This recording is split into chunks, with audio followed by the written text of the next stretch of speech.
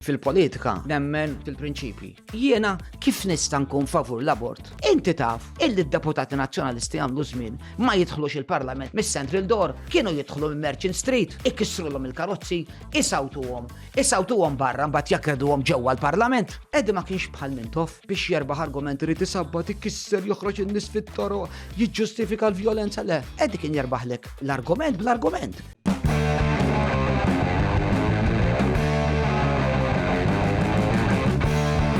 Bil-telefon najdu kelma l-buzz Min wahda neħibu t-nejn Ma nifmux dwar x'qadrednu Nistaqsu kif u x'fatta u fejn Il-Parla Staġġar! Fuq il-Parla Staġġar!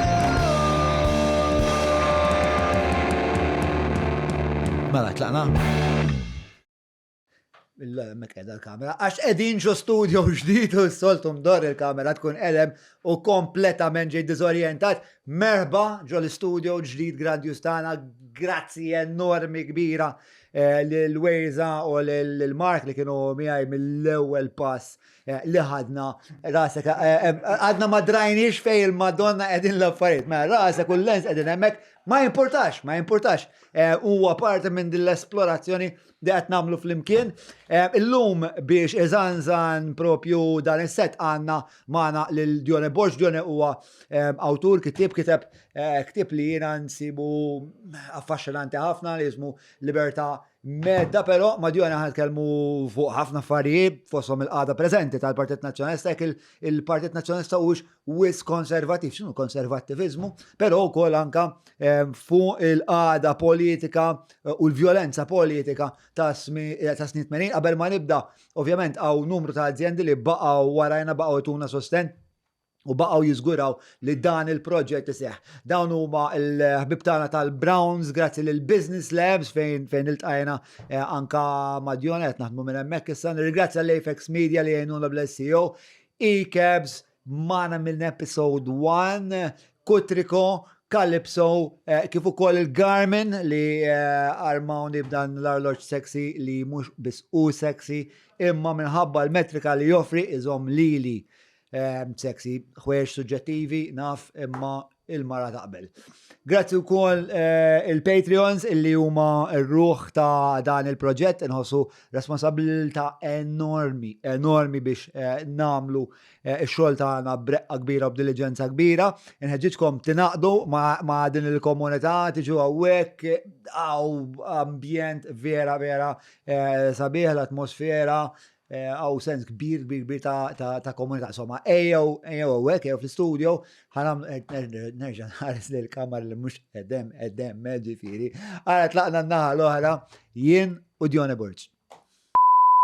Insellem lilek, Dione, ħanitkellmu fuq għatt-affarijiet illum, naħseb l-iktar ħaġa li speċa evokat entużjażmu fost il-nies li jsegwu l-podcast huma l-kidbiet tiegħek dwar il-vjolenza politika ta' tmeninijiet. L-istorja politika.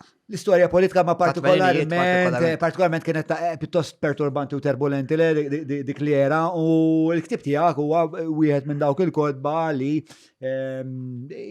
jaqbad dik l-epoka u jinkwadra b'mod li huwa autentiku, ċar, li huwa ftit brutali kultant. Jiena kont rajtu dan il-ktieb nixtieq ngħid 10 snin ilu, 8 snin ilu, ma kontx taf li inti ktibtu ġifieri kont najrak fil-medja u kont qed naqra dak il-ktieb, imma il-mosta kien hemm artist ukoll li kien jismu Dione Borġ u għattara jiena Dione jikteb il-kodba kien naħsbu dal-artist insomma kien ħabib ta' missieri. So, Merba, grazzi tal-istadina tiegħek ilna biex namlu għadi. Ejja. Ma ħassarnija diversi drabi. Ejja, il-kalendarji tagħna kienu naqra okkupati.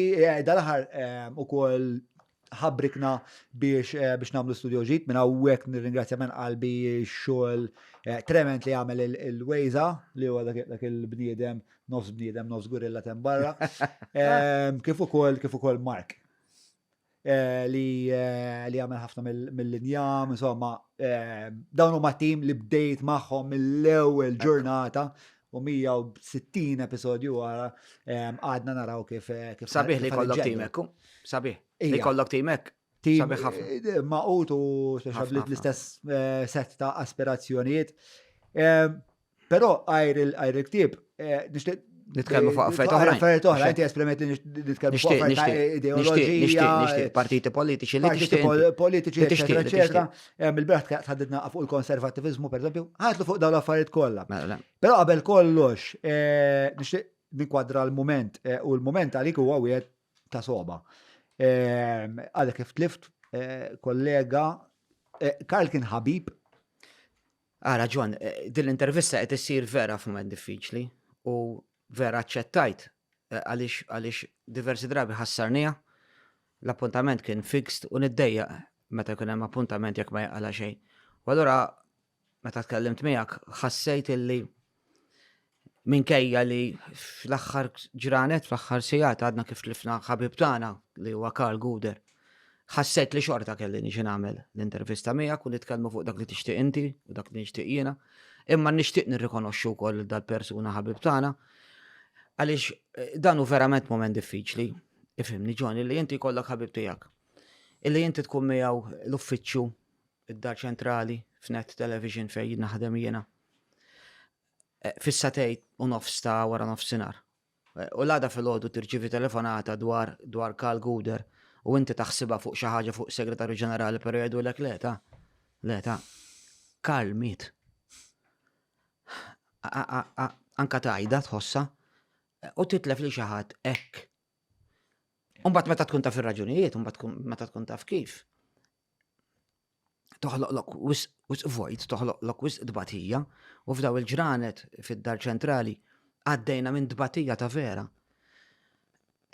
U għadna għaddejjina di l-intervista qed issir f'perjodu fejn il-proċess li tkun qed tipprova taffi daqqa jkun daqqa tħossok naqra ħjar u daqqa tħossok naqra arġun, daqqa tħossok tajjeb. X'noqas ħalla, x'noqas. Ħajlek Karl kien persuna illi jien pereżempju wara l-programm li jkolli kuljum fil-kwarta fuq Net FM.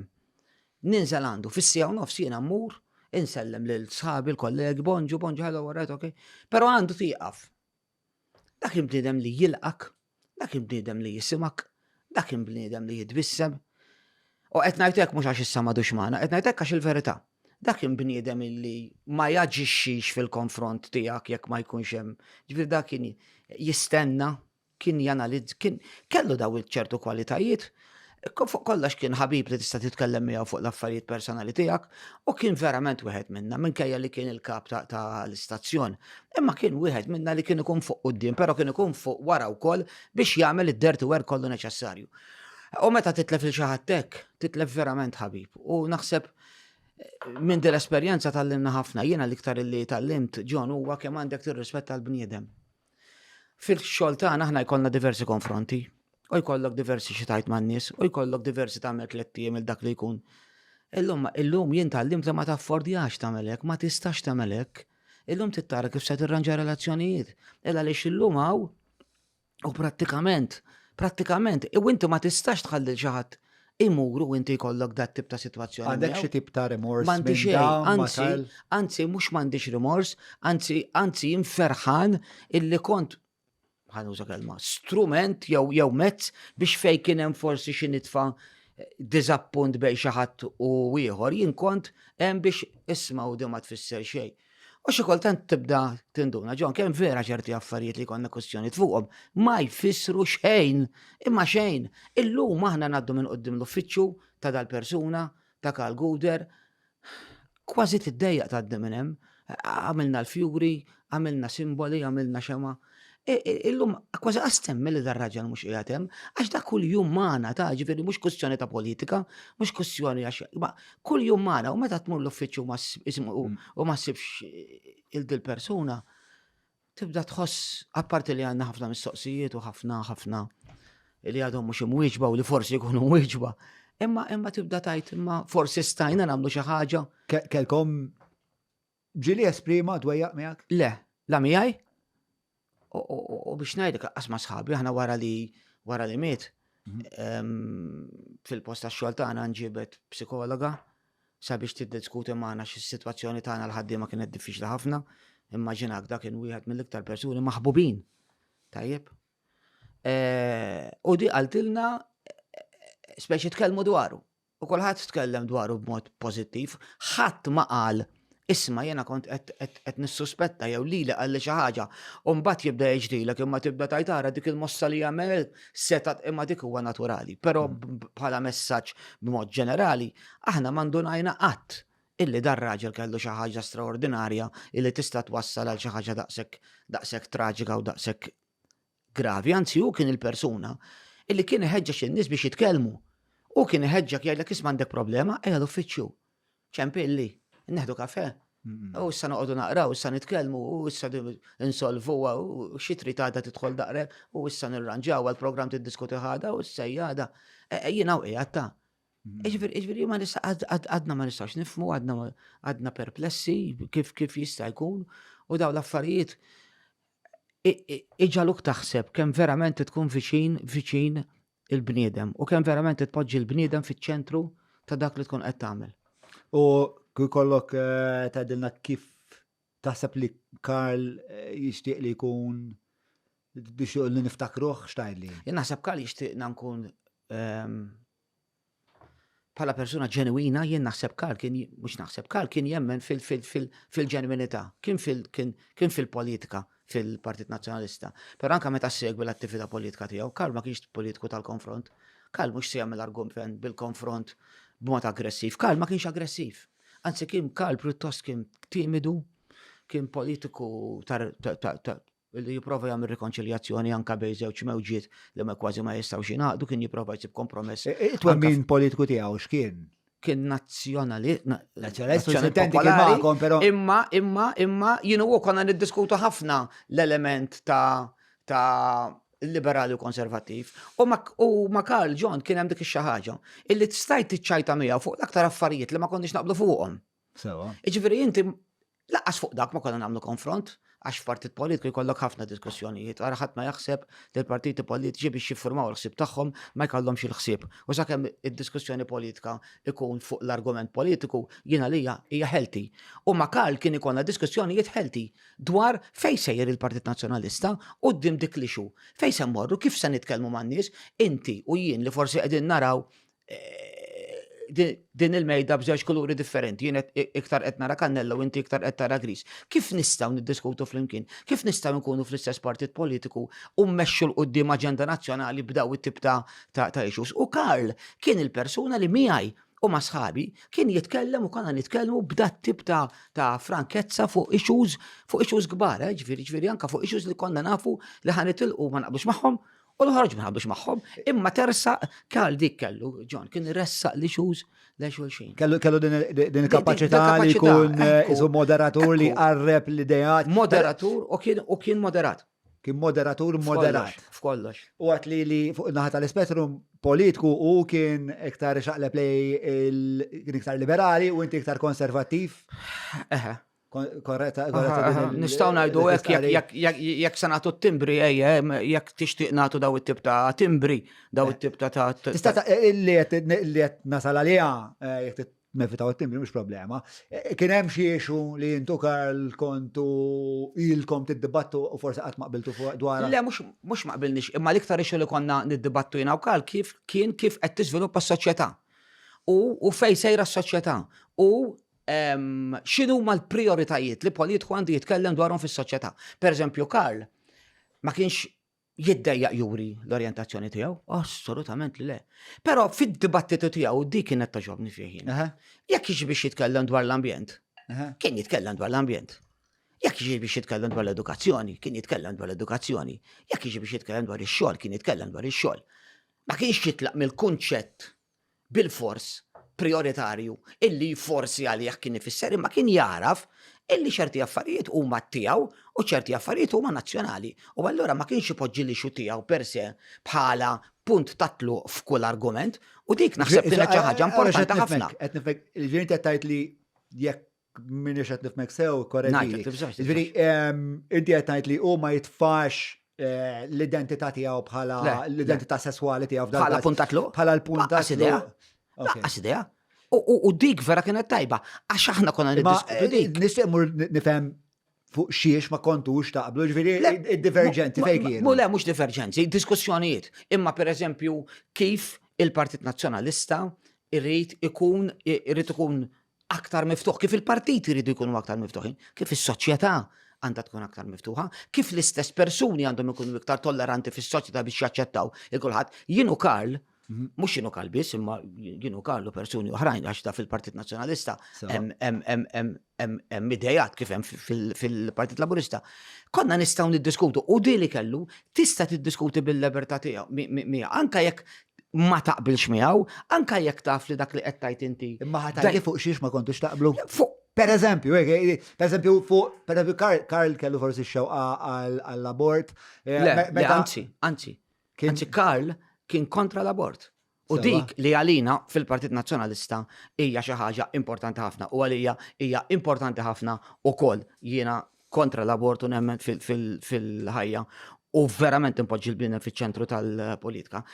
Karl kien jaqbel ma dik il-pożizzjoni. Allura, però konna niddiskutu, imma jekk hemm xi ħadd illi ma jaqbilx ma' il-pożizzjoni tagħna, aħna kif se nkellmuh? Sewa. Aħna kif se niddialogaw miegħu? Aħna kif se nipprovaw infemuh l-opinjoni tagħna?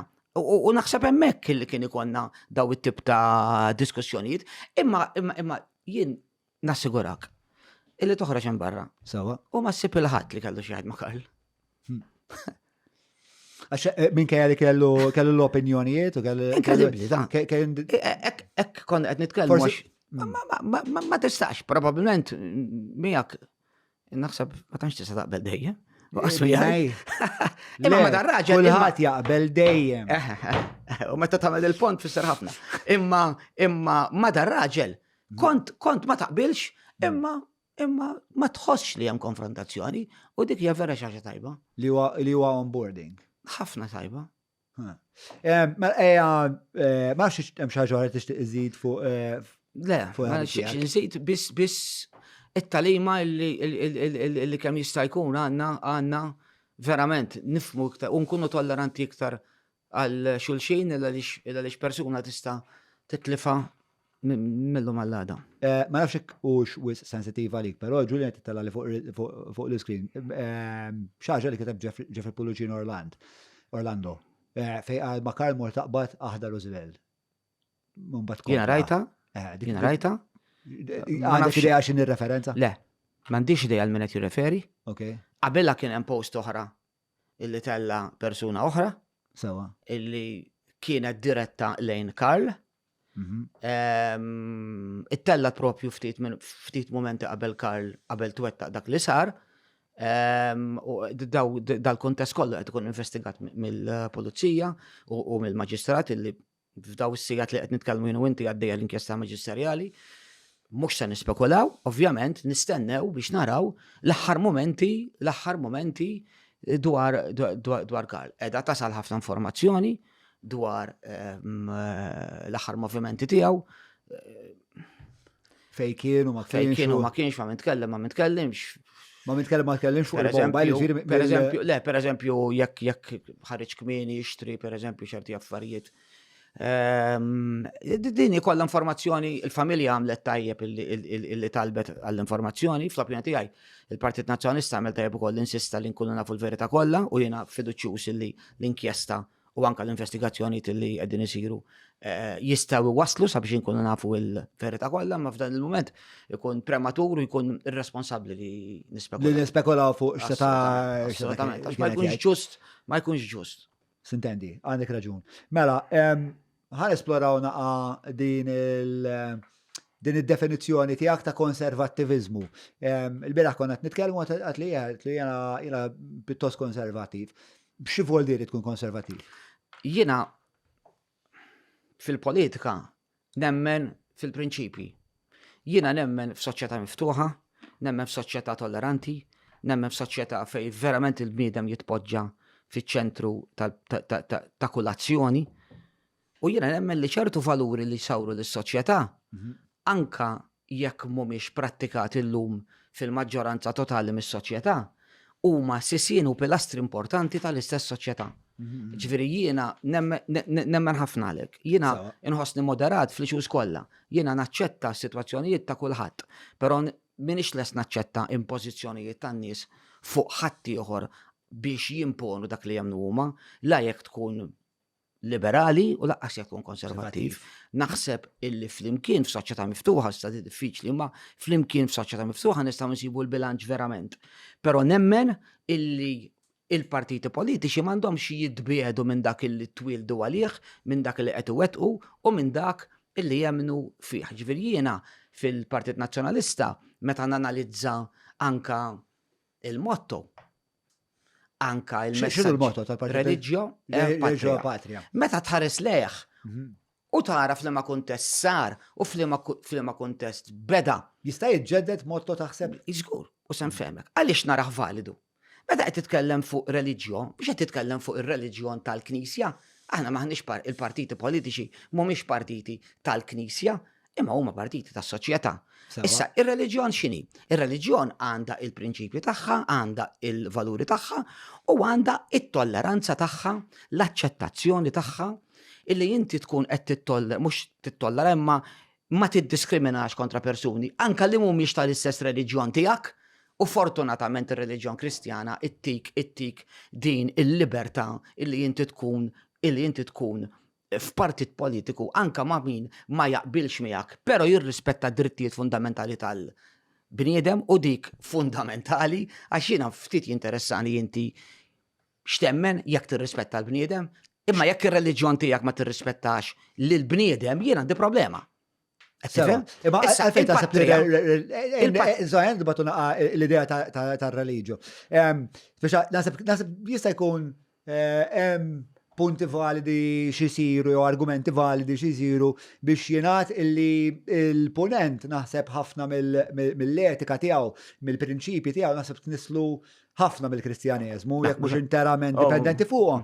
Naħseb li l-fatt li aħna konna kontinent Kristjana biċċa kbira, naħseb informa sawwar il-moralità tagħna. Però llum il-ġurnata naħseb li dawk huma tnislu u issa huma il-prinċipji tal-ponent. Taħseb li għatem bżonn li nsemmu xi ħaġa bħal reliġjo, partikolarment meta hemm daw meta tismaħħa inti hemm daw l-isfumaturi ta' meta l-Knisja u l-Istat kienu qrib ta' xulxin. Jista' jkun, l-ewwel qed tinsiex qed nitkellmu fuq aktar minn 100 sena ilu. Eżatt, għalhekk qed ngħid forsi tajjeb li nibdew naħsbu tajjeb illi mela. Imma il-fatt li inti iġġedded dak li temmen fih ma jfissirx li għandek tibdel dak li temmen fih. It-tieni kelma li. X'in differenza? Għamel distinzjoni? Mela, pereżempju, ħanamililek fuq il-kelma patrija. Il-mod kif in-nazzjonalisti li waqfu l-Partit Nazzjonalista kienu jaraw ir-reliġjon mit-senilu, u l-mod kif kienu jaraw il-pajjiż, il-patrija mit-senilu, mhux l-istess tal-lum. Imma l-lum ukoll nistgħu nħossuna f'dal każ nazzjonalisti, imma mhux estremi, imma nħarsu lejn in-nazzjon, u n-nazzjon x'inhu? In-nazzjon mhux il-ġeografija, in-nazzjon mhux il-blad, in-nazzjon mhux il-pajjiż bħala ġebel, in-nazzjon huma n-nies. Mela dal-partit twaqqaf. Issa nitkellmu dwar il-Partit Nazzjonalista, l-argument dwar il-Partit Nazzjonalista ta' nistgħu nagħmluh dwar il-Partit dwar interessanti speċa imma kif il-Partit Nazzjonalista kien ħares lejn il-bniedem meta twaqqaf, meta ma konniex indipendenti, allura kienet mixja lej is-sovranità tagħna, tajjeb hekk, illum il-Partit Nazzjonalista jħares lej in-nazzjonaliżmu fil-kuntest ta' poplu. Fil-kuntest ta' kif se jiżviluppa l-pajjiż, ta' kif se jiżviluppa il-persuna. U għalhekk jibqa' validu. Għax skont kif ittieħ interpretazzjoni, jekk tibqa' tħares lejh John, kif kienu jħarsu lejh mit-senilu, inti tix irrelevanti. Imma jekk inti tkun kapaċi tanalizzah, jekk inti tkun kapaċi tifhmu, jekk inti tkun kapaċi. U terminu reliġju allura xi ma taħsibx li jista' jkun naqra esklusiv biex l-idea ta' reliġju għal xi wħud tfakkarhom f'idejat ta' reliġjon organizzata li kultant ġiet naqra politiċizzata li kultant pereżempju warbet nies bħal omosessuali li kultant kienet kifra ma rridx id-divorzju minkejja li nisa kienet isofru. John, illum anka li kien għalik imma reliġjon tbiddilha? Le.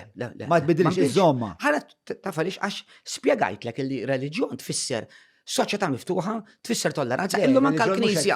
Iva. Id-definizzjoni ta' reliġjon mhux dik. Le, ir-reliġjon Kristjana tfisser illi inti taċċetta u tittollera u ma tagħmel diskriminazzjoni kontra ħadd, li ma tweġġa' lil ħadd, li ma tagħmel diskriminazzjoni kontra ħadd. U anke l-Knisja mxiet f'dik id-direzzjoni, illum il-Knisja ġon il-prinċipi tagħha żammithom, imma l-mod kif tħares li s-soċjetà anke l-Knisja stess bidlitu, aħseb wara l-partiti politiċi, però b'daqshekk m'għandekx tibdel dak li verament temmen fih. Qed fakkardi, iċċekkja fact check mi fuq għadi. F'konversazzjoni vera interessanti li seħed bej John Adams u Benjamin Franklin li kienu John Adams kien naħseb l-awtur prinċipali ta' Declaration of Independence. L-ewwel darba illi għamel l-abbozz ta' Declaration of Independence 1770 fidejk sibili. John Adams jikteb that these rights are sacred.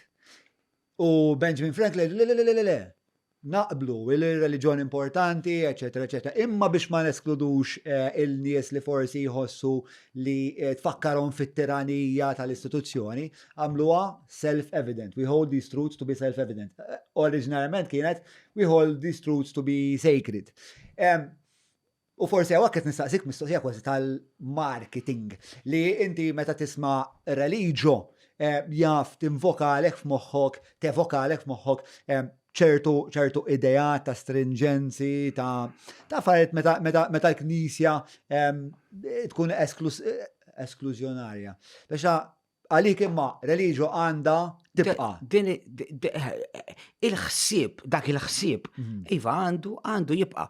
U se niftaħulek ftit il-għaliex ħafna nies anke jitkellmu dwar is-simboli. Sewa. Dwar l-emblemi tal-partiti. Issa il-Partit Nazzjonalista fortunatament m'għandux għalfejn jibda l-emblema tiegħu. Naħseb li għandu ma mhux l-istess raġuni li Il-Partit Laburista ħass li kellu jibdilha għal diversi raġunijiet. Għallim raġunijiet bidilha. Għax kienet tissimbolizza l-vjolenza hu. Għax it-torċa kienet tissimbolizza dak kollu negattiv li sar fl-80s. Ma bidluwix fl-80s, bidluwa wara bħala element kosmetiku u poġġew l-abjad u poġġew il-gris u neħħew it-torċa u għamlu dar aqqas naf jixalx u ma nafx. Għazmin twiked, kienu iktar nafxini. Kienu jużaw dik il-lanċa bil. Ma dakka kien hemm simbolu ieħor imma t-torċa dejjem baqgħet hemm, però mbagħad ħassew li biex jagħtu image ġdid kosmetiku għax il-prinċipju baqgħu l-istess. Imma jiena il-Partit Nazzjonalista kif jista' jibdel l-emblema tiegħu. Meta l-iswed ifisser l-antenati, dawk li sawru l-Partit Nazzjonalista. John, qed issegwini? Ija, mela, miegħek qiegħed. L-isfar ifisser ir-reliġjon. Il-kuruna tfisser is-sovranità. U l-abjad u l-aħmar ifissru l-element nazzjonali. Mingħajr il-George Cross għax il-Partit Nazzjonalista twaqqaf ħafna qabel. Ħadna George Cross. Nista' nibdel di? Jekk din mixja politika. Jien nista' nibda xi ħaġa illi meta nispjega in-nies tifhimha. Forsi ftit hawn min jispjega, imma tajjeb nispjegawhom li din mhux bis-simbolu, imma din mixja politika, din hija emblema illi min għamilha kellu l-ħsieb fuq il-prinċipju, fuq ir-reliġjon, fuq it-tolleranza, fuq illi ngħixu flimkien u fuq il-pajjiż. Għara għandek simbolu, għara għandux għalfej jibdela. Tista tgħid li imma kosmetikament u iva kosmetikament tista tħallija u tuża logo u mela le, mhux anke kulħadd jibdel ftit. Imma bħala prinċipju le, il-prinċipju ġon irid jibqa' hemm. Ma dawk huma żewġ punti speċa li mhumiex huma maqudin ma' xulxin huma differenti. Biex li inti kosmetikament, kosmetikament tbiddel ta' sens li il-partit jisu qiegħed jiġġedded, jaġġorna ruħu. Bil-Windows 1, mbagħad mor tal-Windows 95, imma dik l-uwija ħanajli, dik l-uwija hija li tani wkoll Bernard Grech. Isa ma tuħux akkont ta' kemm daw l-affarijiet għal nies li mhumiex li ħajjithom mhix il-politika u minn daw iktar ħafna iktar minnhom li dawk meta qed jinteraġixxu magħkom mhux ħajt jinteraġixxu magħkom bil-mod intens li qabel forsi eżatt. Daw jiġu jaraw daw għadhom l-istess dak l-impatt psikoloġiku, għalhekk inti pereżempju naf jekk tara il-logo ta' Nike fil-bidu kien ikun Nike, Just Do It, u mbagħad biżmienna ħena Just Do It żammejna l-swoosh, u mbagħad saru żewġ swooshes, u mbagħad saret abjad fuq l-iswed.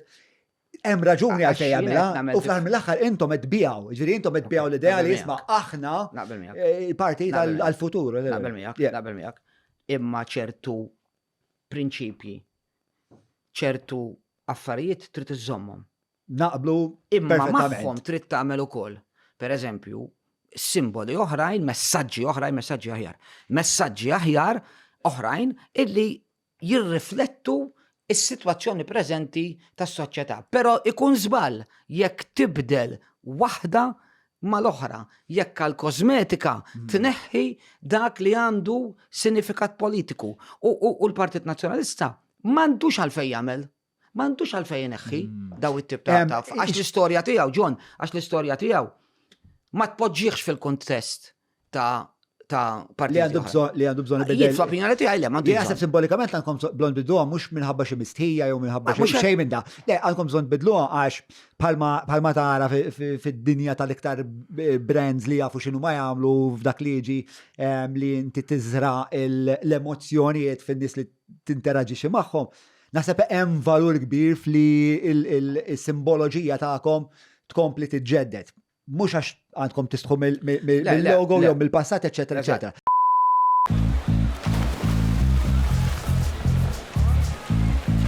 Dive into a simple health check, body mass index and more for just $19.99. Browns. Però ħansaqsik punta għaċċennajt għalihu minix ċert jekk irreġistrajtx dak li qed tgħid sew il-valuri tal-Partit Nazzjonalista li assolutament m'għandhomx jinbidlu. Għalli metajt. Għal-bniedem fiċ-ċentru tal-politika. Għal-bniedem fiċ-ċentru tal-politika. U l-Partit Nazzjonalista kien fuq quddiem fl-ikbar ġlidiet biex jipproteġi il-bniedem fiċ-ċentru tal-politika tiegħu. Issa tgħidli il-Partit Nazzjonalista dejjem kellu raġun f'kollox, mhux ovvja li le. Mhux ovvja le. Imma il-Partit Nazzjonalista dejjem jipprova jwettaq il-politika skont kif jemmen fiha. Imma veru, imma bitwemmin l-ewwel konsistenti mhux ta' konvenjenza u ta' konvenzjoni fej il-bniedem verament jitpoġġa fiċ-ċentru. Imma pereżempju meta nies omosessuali speċa kien hemm dal-avvanz biex in-nies omosessuali jiżżewġu biċ-ċivil. Ħafna mid-deputati astjenew. Ma taħsibx li f'dak il-punt ma poġġewx il-bniedem fiċ-ċentru tal-politika tagħhom naqsu minn biex x'aħna ngħidu li l-omosessuali mhux bnedmin? Le, mhux ovvja. Naf li mhux hekk tajt imma. Jekk taqbad. Ostra vera ħarġet sensazzjonalista dik il-mistoqsija. Ta' żibel kienet. Imma taf x'qed ngħidlek jiġifieri. John, ħanajdlek. Aħna x'nieħ dak il-moment. Inti taqbel miegħi li s-soċjetà Maltija kellha bżonn aktar diskussjoni qabel nieħdu dawk id-deċiżjonijiet u ma milnihomx. Jiena nemmen il-Gvern Laburista uża dik l-ixu għal benefiċċju partiġjan. Il-Gvern Laburista jew il-Gvern Nazzjonalista meta rid jagħmel riformi ċivili, meta rid jagħmel riformi politiċi, meta rid jagħmel riformi oħrajn, naħseb illi kif sar f'pajjiżi barranin, l-ewwel is-soċjetà kellha tagħmel diskussjoni fiha nfisha. L-ewwel kellu jkollna rapporti professjonali. Minn dan ma sar xejn. Anzi, kellna Ministru illi qaltilna isma' aħna taf x'għamilnilhom, preżentajnilhom pakkett, imbagħad ingannajna n-nies u dak il-pakkett kien fih xi ħaġa oħra. Allura sewwa, u l-Partit Nazzjonalista inqabad fis-sitwazzjoni fejn soċjetà ma kienx preparata, is-soċjetà għas kienet informata, John. Meta kont tiddibattu għax perswas bħal meta li nimmaġna li kienet sors ta' dibattitu kbir naħseb. Kien hemm sors ta' dibattitu kbir, għalhekk kien hemm deċiżjonijiet. X'kienet il-biża'? Jiena ma naħsibx li kien hemm biża', imma kien hemm sens ta' ħtieġa ta' aktar diskussjoni, ta' aktar tarif, ta' aktar informazzjoni, ta' aktar pjattaforma, u s-soċjetà ma kellix dik is-soċjetà. Pajjiżi barranin, John, qabel waslu għal daw id-deċiżjonijiet, imxew pass wara pass bil-mod. Għax is-soċjetà ma tistax ittija skossi kbar u naħseb Imma bil-fors biex ħassejtu li hemm bżonn, isma' dejjem bżonn naħsbuha iktar. Iva. Hija aktar komplessa milli naħsbu. Bil-fors kontu qed tħossu li hemm xi xorta ta' periklu. Li jekk nieħdu d-deċiżjoni żbaljata f'dan il-punt, is-soċjetà ħadbati xi konsegwenza. X'kienet dik il-konsegwenza li intom kontu taħsbu li ħadbatu jekk tagħmlu l-għażla ħażina? Ma naħsibx li kien hemm biża li s-soċjetà se tbagħti konsegwenza, kien hemm bżonn ta' aktar diskussjoni fis-soċjetà biex id-deċiżjonijiet jittieħdu b'mod illi ma jġibux diffikultajiet. Jiena ngħid illum ħafna mir-riformi li saru fil-fatt ġew ma ġabux diffikultajiet. Ma ġabux xi terremot soċjali. Mhux veru. Imma setaw kienu mifhuma aħjar, seta' kien hemm perjodu itwal ta' diskussjoni illi l-gvern m'għamlux. U fuq id-divorzju? Jiena fuq id-divorzju, jiena votajt favur id-divorzju. Fil-referendum fil-votajt favur id-divorzju. Jiena Gonzi għamel żball li meta mbagħad iġi biex jagħmel. Naħseb li l-Partit Nazzjonalista seta' diskuta aktar is-sitwazzjonijiet dwar id-divorzju internament. Sewa. Imma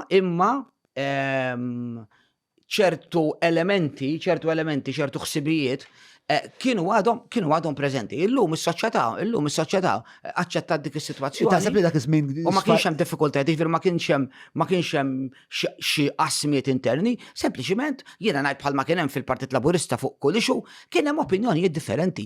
Għaliex hawnhekk dawn ma naħsibx li kienu issues partiġjani. Però taħseb li kienet naqra fatali li il-Prim Ministru kien dak iż-żmien Dr. Gonzi, wera li qed ikun l-opposta progressiv biex taħseb li f'dak il-punt hemmhekk li l-Dr. Gonzi ir-reliġjo fil-slogan tagħkom, fil-motto tagħkom qed naqabih għamietu li isma' il-soċjetà sejra x'imkien li inti tibqa' tuħu l-marching orders mir-reliġjo politikament mhux tajba u waqqas fejn sejra s-soċjetà biex qed tagħmel benefiċċju. Jiena naħseb li politiku li jkun jemmen f'ċertu prinċipji ma jistax jibdilhom overnight.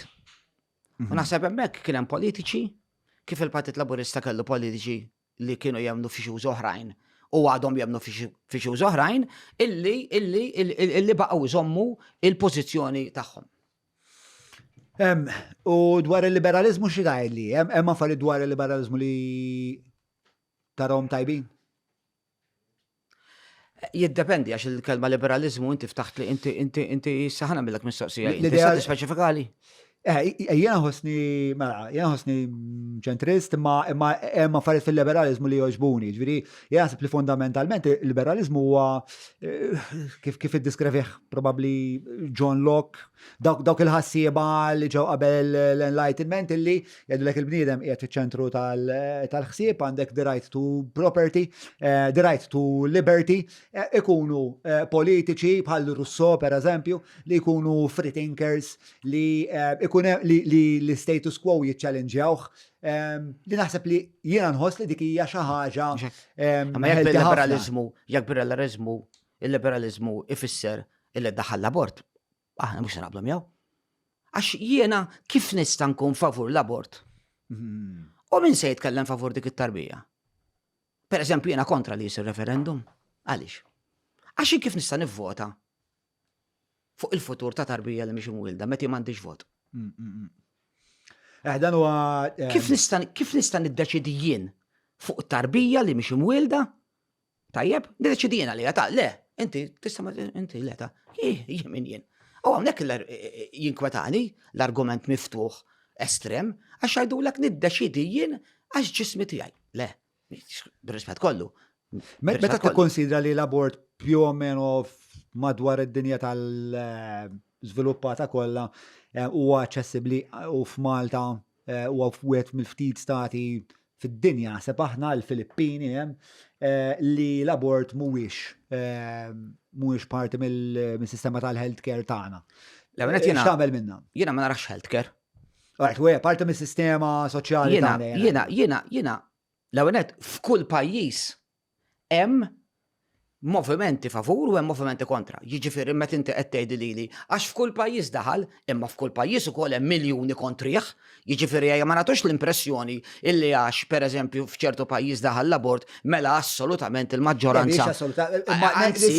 Ixu waħda fejn hemm bil assolut? Le, mhux hemm kważi ebda ixu fejn bil assolut. Imma hawn min jargumenta illi isma' fil-maġġoranza tal-pajjiżi l-abort daħal mela tagħti l-impressjoni li di il-popli assolutament mhux hekk. Assolutament mhux hekk meta jsiru ċertu referenda, kważi qas ikun hemm maġġoranza assoluta u xorta jgħaddi, jiġifieri noqogħdu attenti. Però għal-biċċa kbira minkejja li hemm din l-arm resel politiku għaddej, uġi li taqleb minn naħa għal naħa oħra, jekk titkellmu fuq ir-Roe v. Wade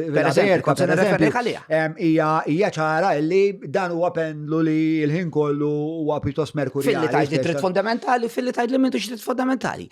Jiġifieri min se jiddeċidi x'inhu dritt. Però għal-biċċa jidri xorta l-istat minkejja jingħataw u għek ikkorreġini għal darbora jekk jogħġbok il-fact checker fuq tad-declaration kelli raġun.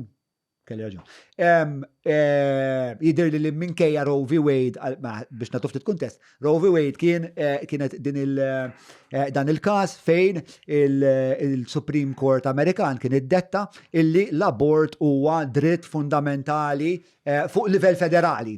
U xek, issa, fast forward 30-40 sena, u maċ kem għaddew, xaħat għamel challenge għal Roe v. Wade u il-Supreme Court li issa hija aktar konservattiva kienem tlet judges li tal-laħom Trump fi żmien tiegħu iddeċidew illi Roe v.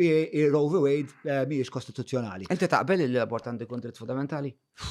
Ma naħseb, ma nafx, jew komplikat. Mela jista' jkolli dritt fundamentali li ntemm il-ħajja ta' xi ħadd.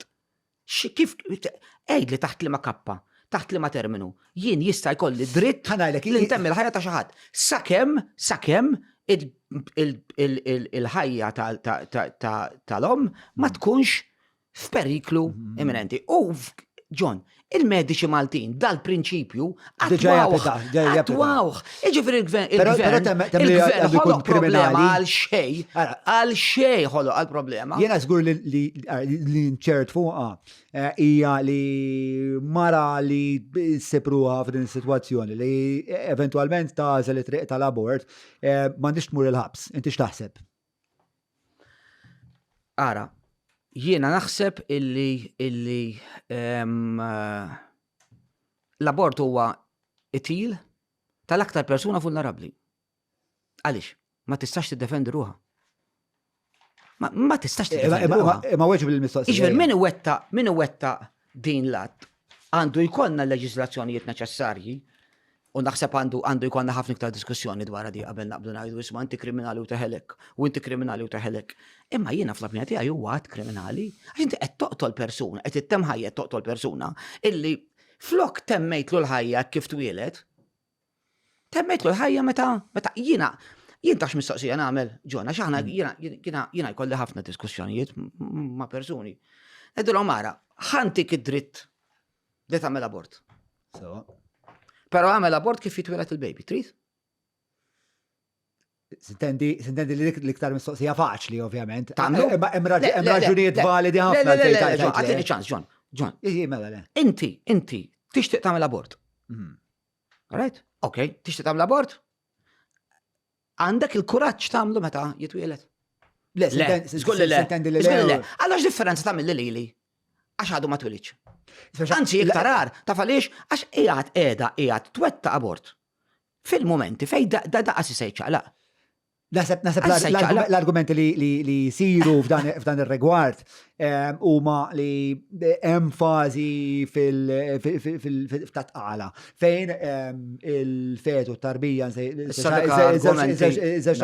affarijiet differenti fejn għandek isma' il-moħħ ikun għadu ma kunx forma central nervous system allura b'konsegwenza ma jkunx qed jħoss ċertu affarijiet.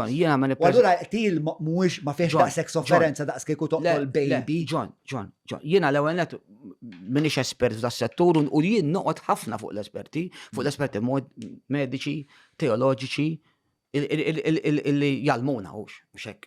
Però dal-argument għax ma jkun żviluppa l-moħħ Ġifieri persuna li ma jkun żviluppa l-moħħ però jkun intwielet, però ma jkollux żviluppat pereżempju idejh, allura dan għandu xi ħaġa inqas minn dak li għandu żviluppat idejh, għax hekk qed ngħidu. Hija kwistjoni ta' sofferenza. Mhux il-kwistjoni ta' għax għandu inqas. Imma John. Inqas partijiet umani mela dak. Il-kwistjoni dwar is-sofferenza, ġifieri aħna qegħdin ngħidu illi jekk inti rnexxielek toqtol persuna mingħajr sofferenza tista' toqtolha?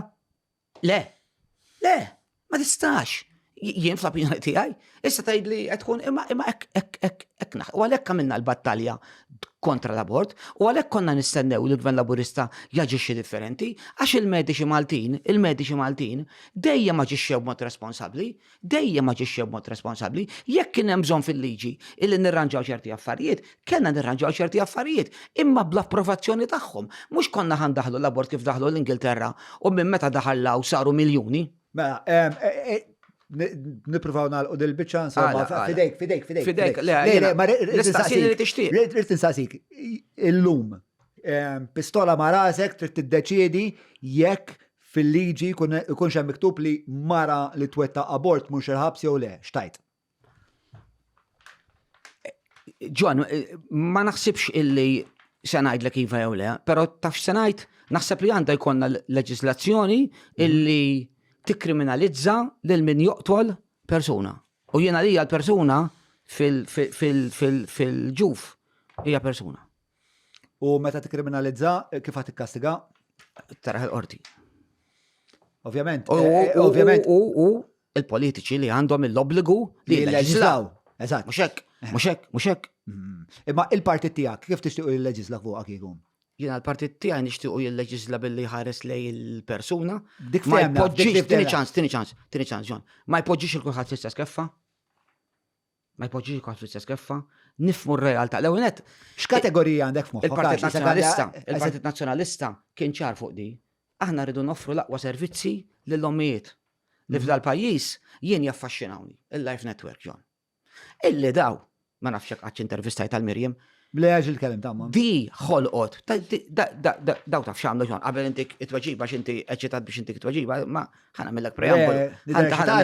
ħanamillek preambolu. Entuzjastu biex inkompli miegħek. ħanamillek preambolu. Anzi, pause, kafe. Qiegħed fittex post ċentrali biex taħdem, xemm aktar ċentrali mill-Business Labs. Biex tirreserva kamra jew uffiċċju minn fuq il-website, sempliċissimu. Ma qabel ma nibda il-kafe, Ejja, ġan ħallek mill-kafe, tard. Zid kwadan kollu li Vanessa mara kbira. Business Labs, xitti tattar. Il-Life Network, bil-fatti, għagġiċew. Okay. Il-Life Network mux iparlaw u jieħdu l-opportunitajiet minn fuq iċ-ċirkostanzi, daw għamlu dar. Biex minn verament ikollu problemi, jgħinuħ twellet it-tarbija u jgħinuħ tajjex it-tarbija. Jiena konvint, John, illi kull minn iwella t-tarbija ma jridx joqtolha.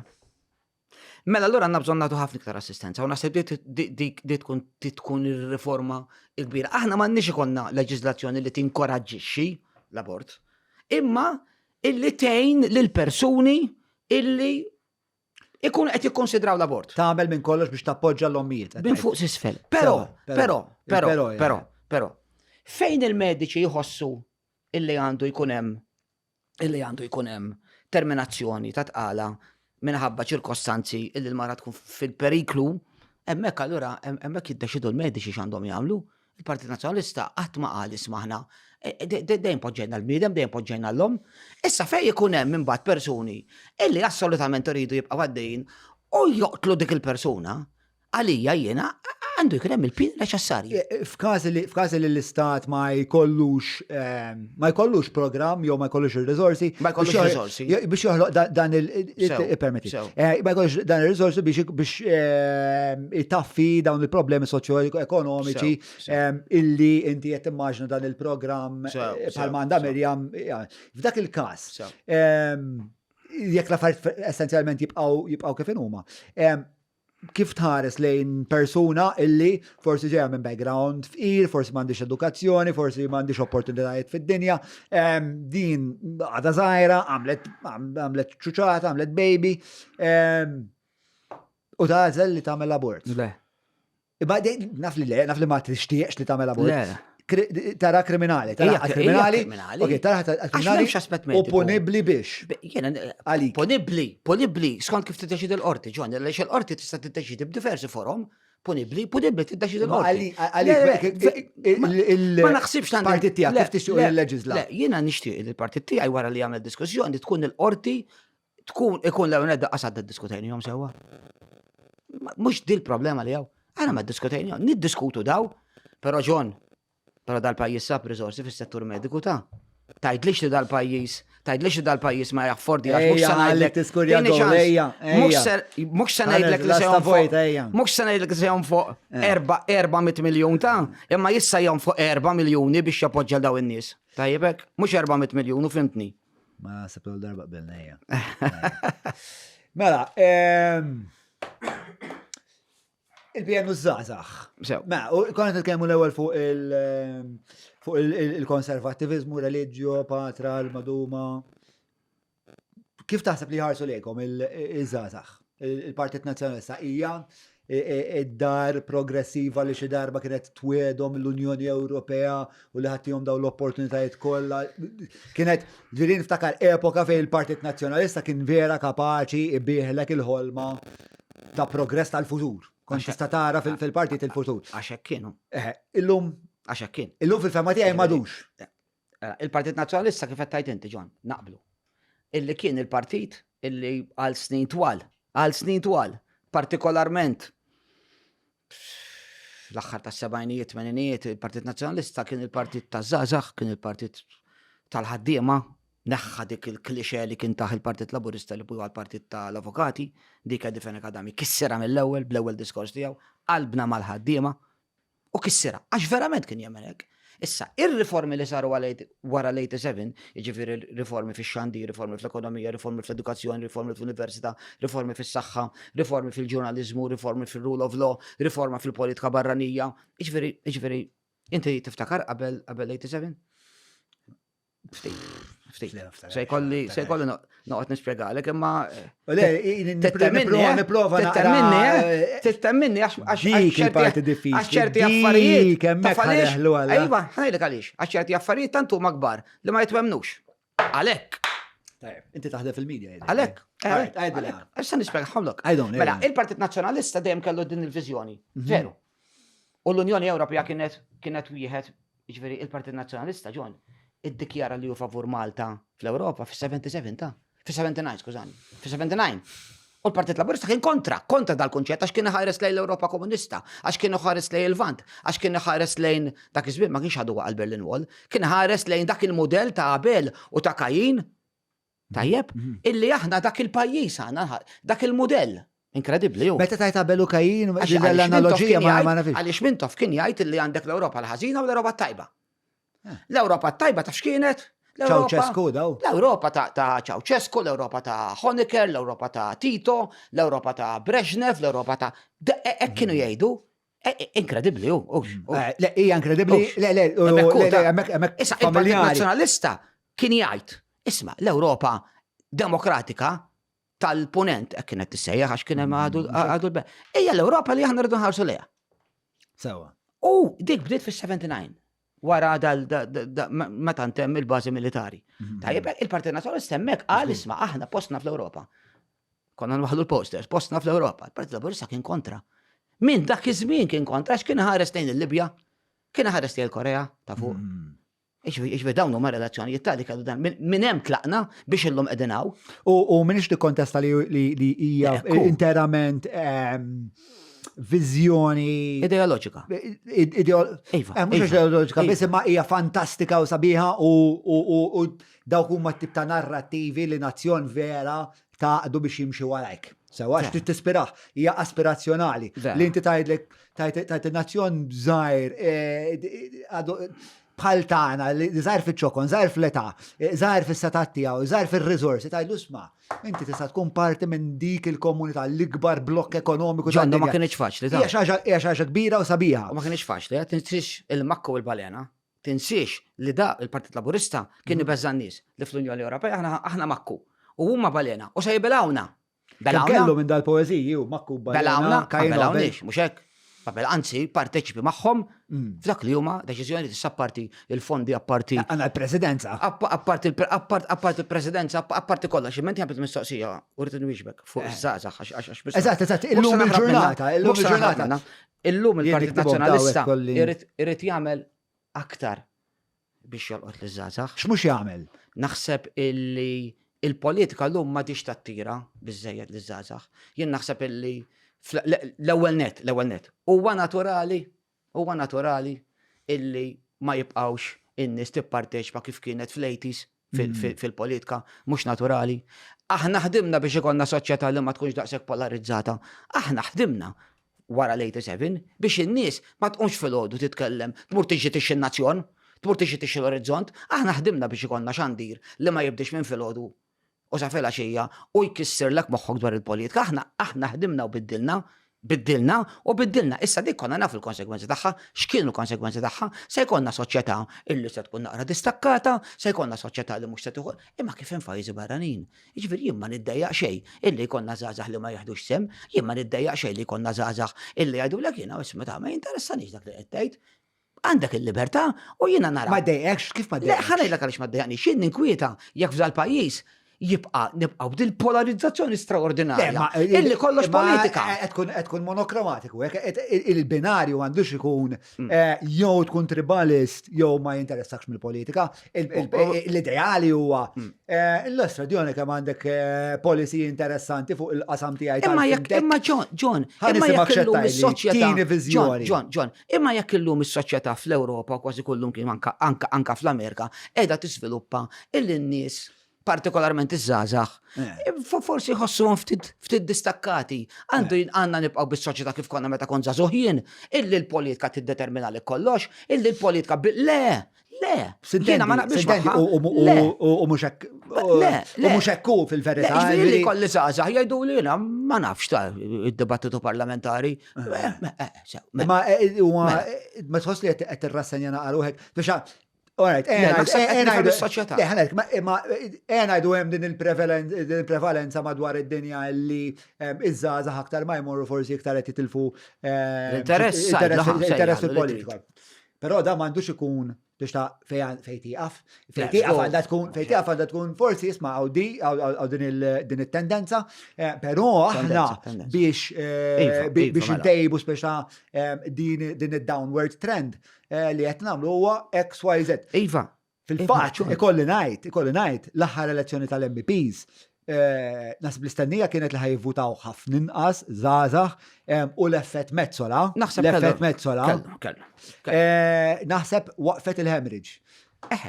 Issa jiena naħseb illi l-partiti Għal-Partit Nazzjonalista. Naħseb illi l-partiti politiċi f'Malta, naħseb illi iridu jkunu aktar viċin iż-żgħażagħ. Naħseb illum iż-żgħażagħ qed iħossuhom daqsxejn il-bot mill-żewġ partiti politiċi. Kassola kellu video ta' żgħażagħ jispjegaw. Kemm grupp żgħażagħ jispjegaw bdew jgħidu biex ta' mhuwiex li aħna maħniex politiċi, huwa li l-politika kif issir. Għalhekk naħseb illi ekku. X'ħadamlu? Ma x'inhi l-aspirazzjoni? Le, jiena fl-opinjoni tiegħi il-Partit Nazzjonalista irrid isib pjattaformi illum torganizza attività u żgħażagħ ma jiġux. Imma għalfejn mhux bil-forsa jaraw il-maduma l-antika. Le mhux għalhekk John ma jiġux. Imma wkoll. John trix ngħidlek li fil-meetings il-maduma l-antika teċita liż-żgħażagħ. Għax iħossuha parti minn xi ħaġa. Imma hemm ċertu tip ta' żgħażagħ li jkunu eċitati minn xi ħaġa bħal dik għax ikunu forsi iktar għandhom daw it-tendenzi ta' legat. John, illum biex tilħaq iż-żgħażagħ fil-pjattaforma soċjali. Hemmhekk il-meeting. Il-meeting illum aħna fi żmienna konna nimlew il-fosos bi 30,000. Illum tagħmel meeting, illum tagħmel attività jkollok 1,000. U fuq social meetings jaraw 35,000. Fosos nies. Għax illum il-politika nbidlet. Illum is-soċjetà nbidlet. Illum in-nies m'għandix bżonn biex tisma' lill-politiku tmur il-fosos kif konna nagħmlu aħna biex nisimgħu il-ledi imorru l-fosos, il-Labor biex jisma' l-Mintoff irid jimla l-fosos, le. Illum in-nies m'għandix għalfejn tmur dawla qasadhom isiru. Illum in-nies għandek attività organizzata tajjeb, organizzata professjonali, b'messaġġ politiku ċar, koerenti u effettiv, illi jasal għand 35,000. Dik differenti. Qed jgħid- Illum il-fosos sar il-pjattaforma soċjali. Imma xorta għadek ma tajtniex xi tip ta' soluzzjoni u xi tip ta' John, pjan John. biex tajt li l-żaza għedin fuq il-medja soċjali. Jiena qed ngħidlek illi vera, però meta pereżempju jinnaf kienem fil-2020 kienem meta tħabret l-elezzjoni kien issejjaħ mass meeting qudiem jew meeting insomma qudiem l-istamperija u dak kien ix-xandar. U jien niftakar kif xaldu għax ovvjament kelli l-kurzità għat naraħ online. L-innu l-antik, daw il-maduma l-antika jien ħsibt li, u dak iż-żmien kellkom il-Pereġin. Pereġin kien għadu kif ħereġ mill-Lavin Malta. Jien kont qed naħseb illu daħ jagħmlu xi repoli. Tipo, imma inti timma tipo ara d-differenza bej kemm ippreżentata differenti il-brand ta' pereżempju Obama pereżempju versus il-maduma daw l-inni antikwati. Inti taf x'inhu mal-emblemi ta' żewġ partiti politiċi Amerikani? Ble, għax jostrom, Il-infantu ħmar. Il-infantu ħmar, le naf li Iġveri kieku jkun partit politiku f'Malta. f'sensi li ma nafx il-podġielek. Ipoġġi ġiraf. Bħala inti tajdu isma' aħna.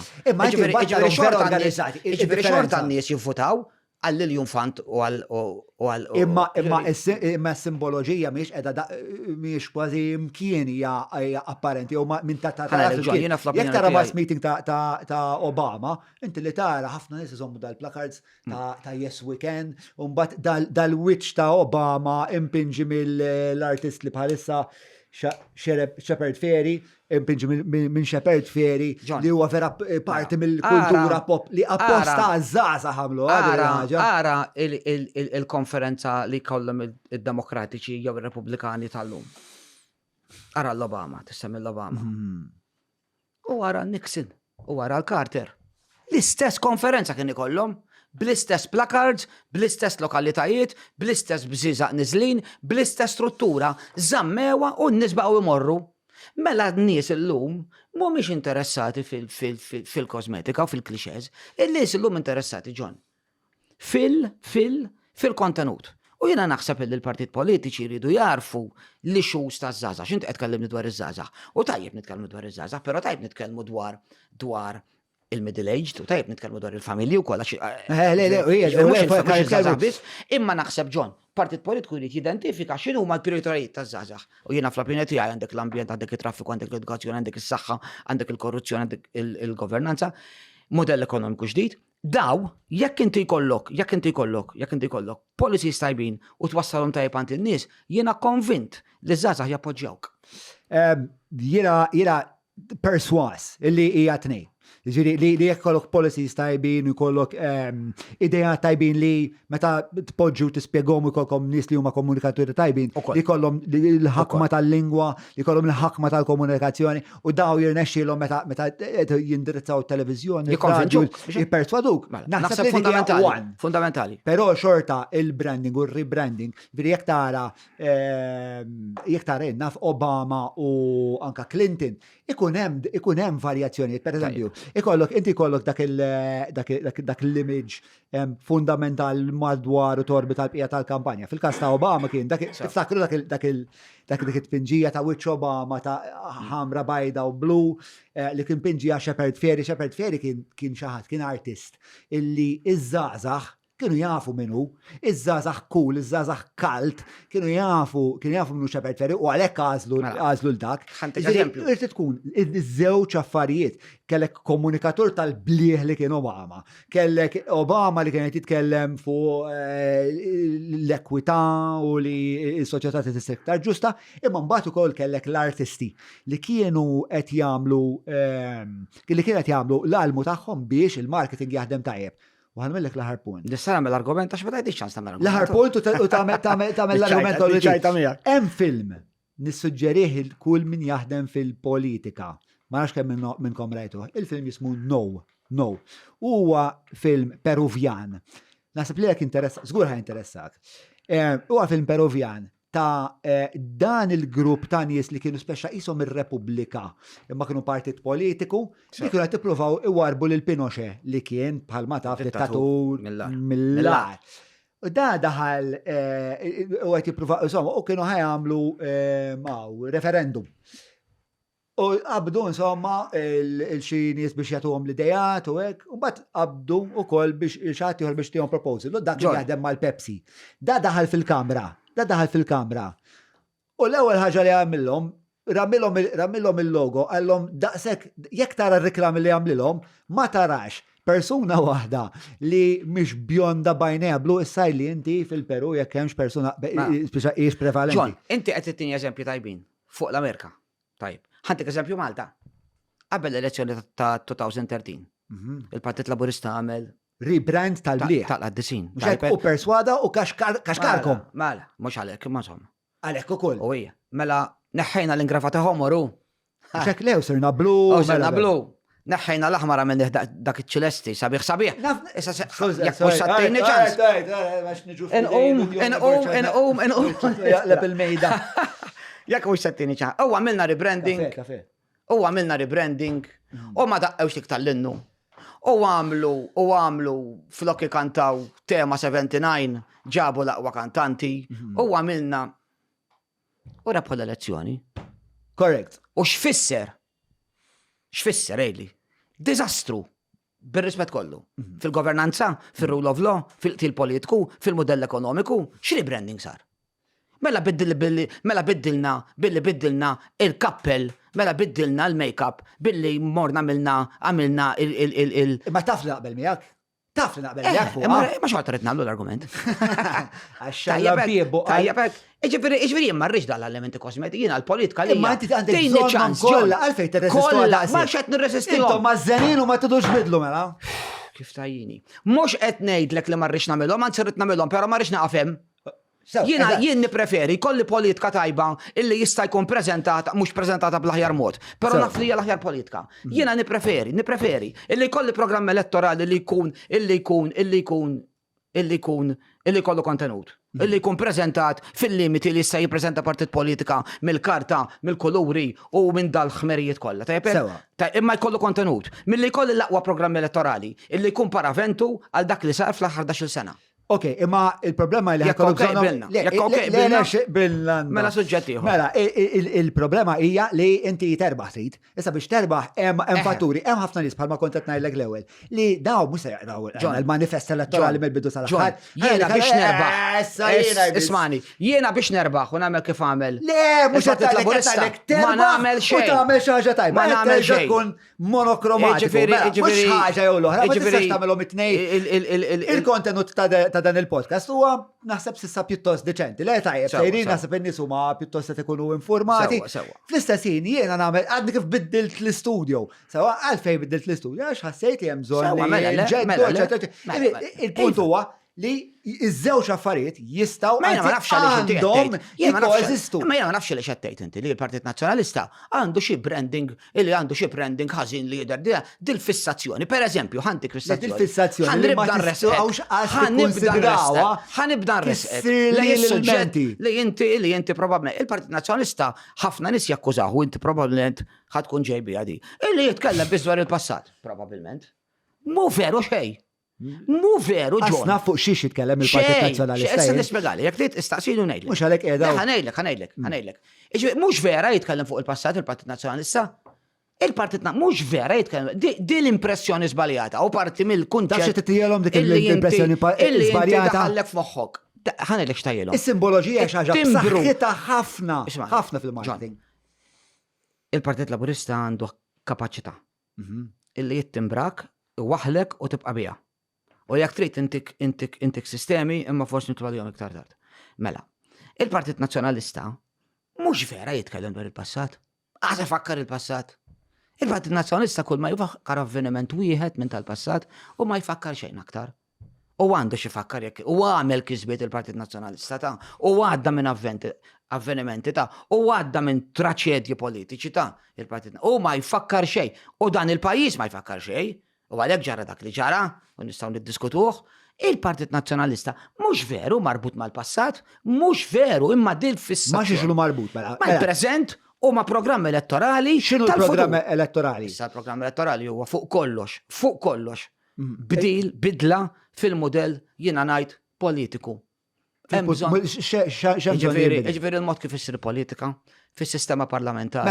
Naqbdu ħaġa, u ħansemmilek erba, mbagħad naqbdu waħda. Okay. Il-modell politiku, il-governanza, ġifieri il-modell politiku tfisser governanza, Sewa. rule of law, istituzzjonijiet, tisħiħ tagħhom l-istituzzjonijiet, mbagħad għandek il-modell ekonomiku. Okay. Illi aħna fl-aħħar programm elettorali tajna 10 setturi ġodda. Daw qegħdin hemm. Fittixhom, taqrom. Ma tantx kienet konvinċenti dik ma tantx kienet konvinċenti. Tix nsemmilek wieħed. L-ESG. Aħna proponejna fl-aħħar programm elettorali illi mhux kull kumpanija, ma ħafna mill-kumpanija Maltin f'Malta jridu jagħmlu l-ESG. L-ESG hija li inti tkun kompatibbli ma' l-element soċjali, ma' l-element amministrattiv u ma' l-governanza. U ma' rule of law. U l-Partit Laburista ħareġ attakkana ta' mhux konvinċenti għalilna ma tarawx.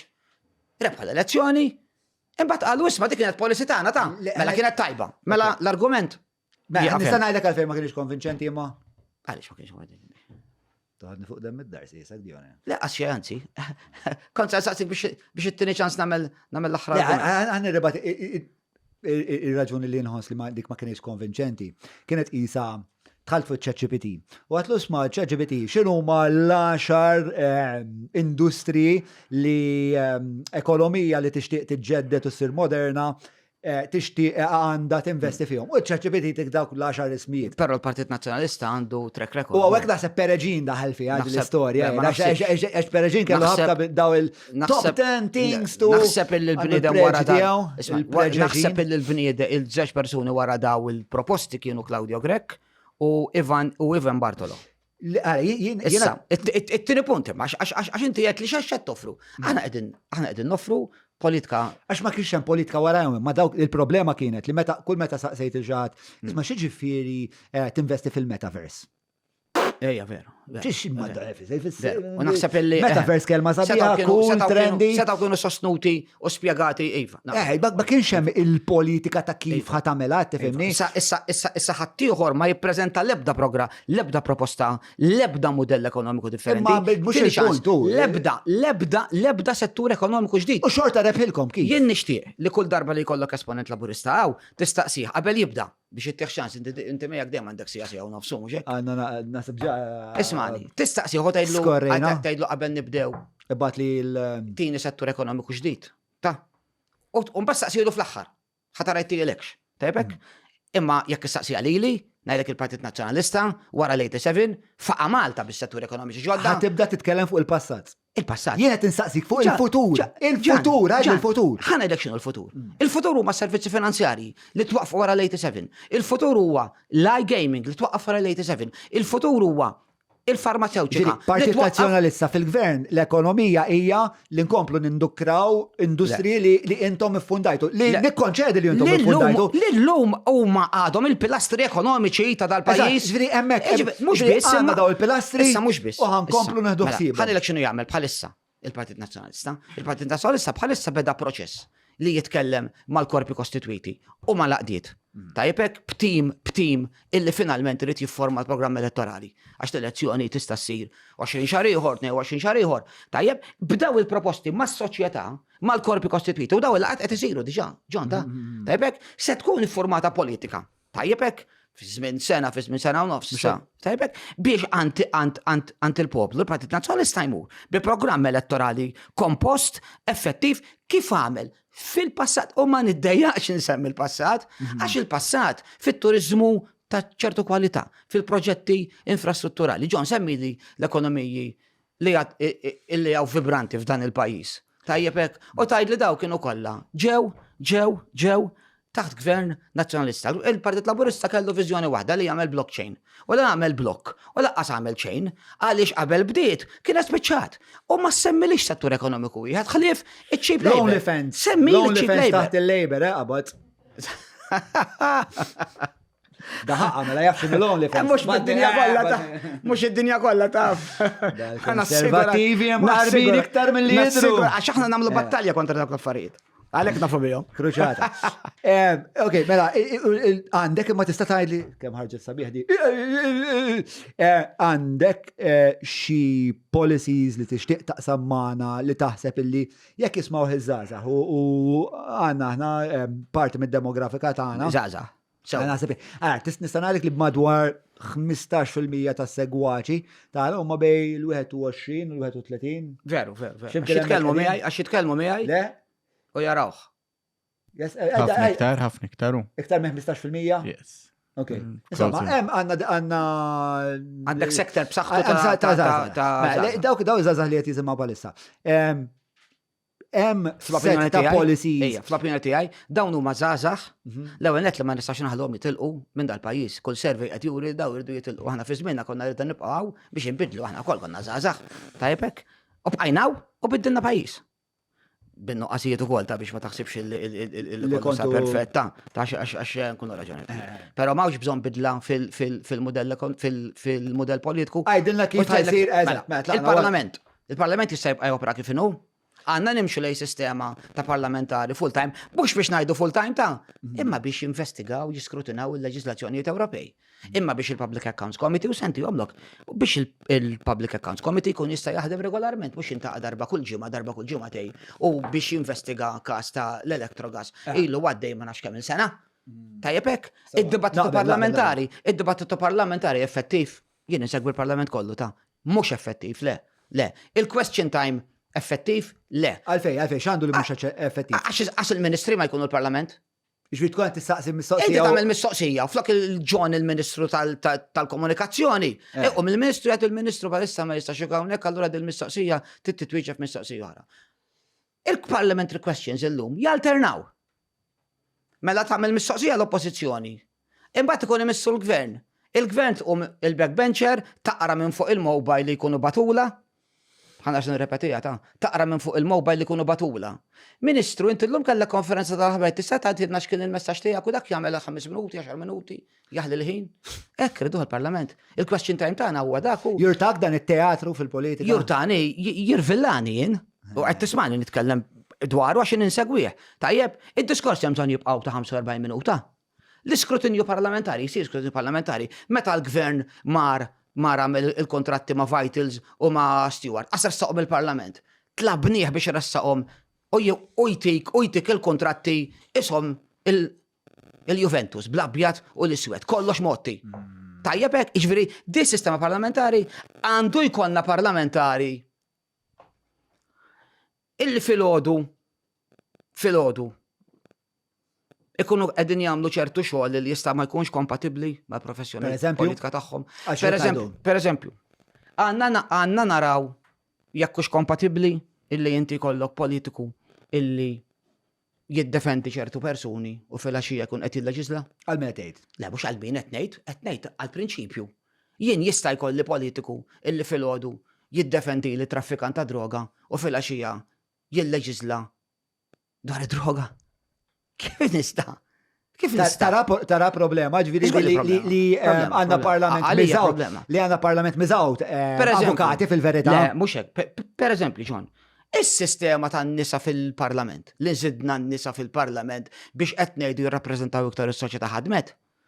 Ġara xi ħaġa fl-aħħar 5 snin illi l-soċjetà ta' aktar parteċipazzjoni femminili fil-politika.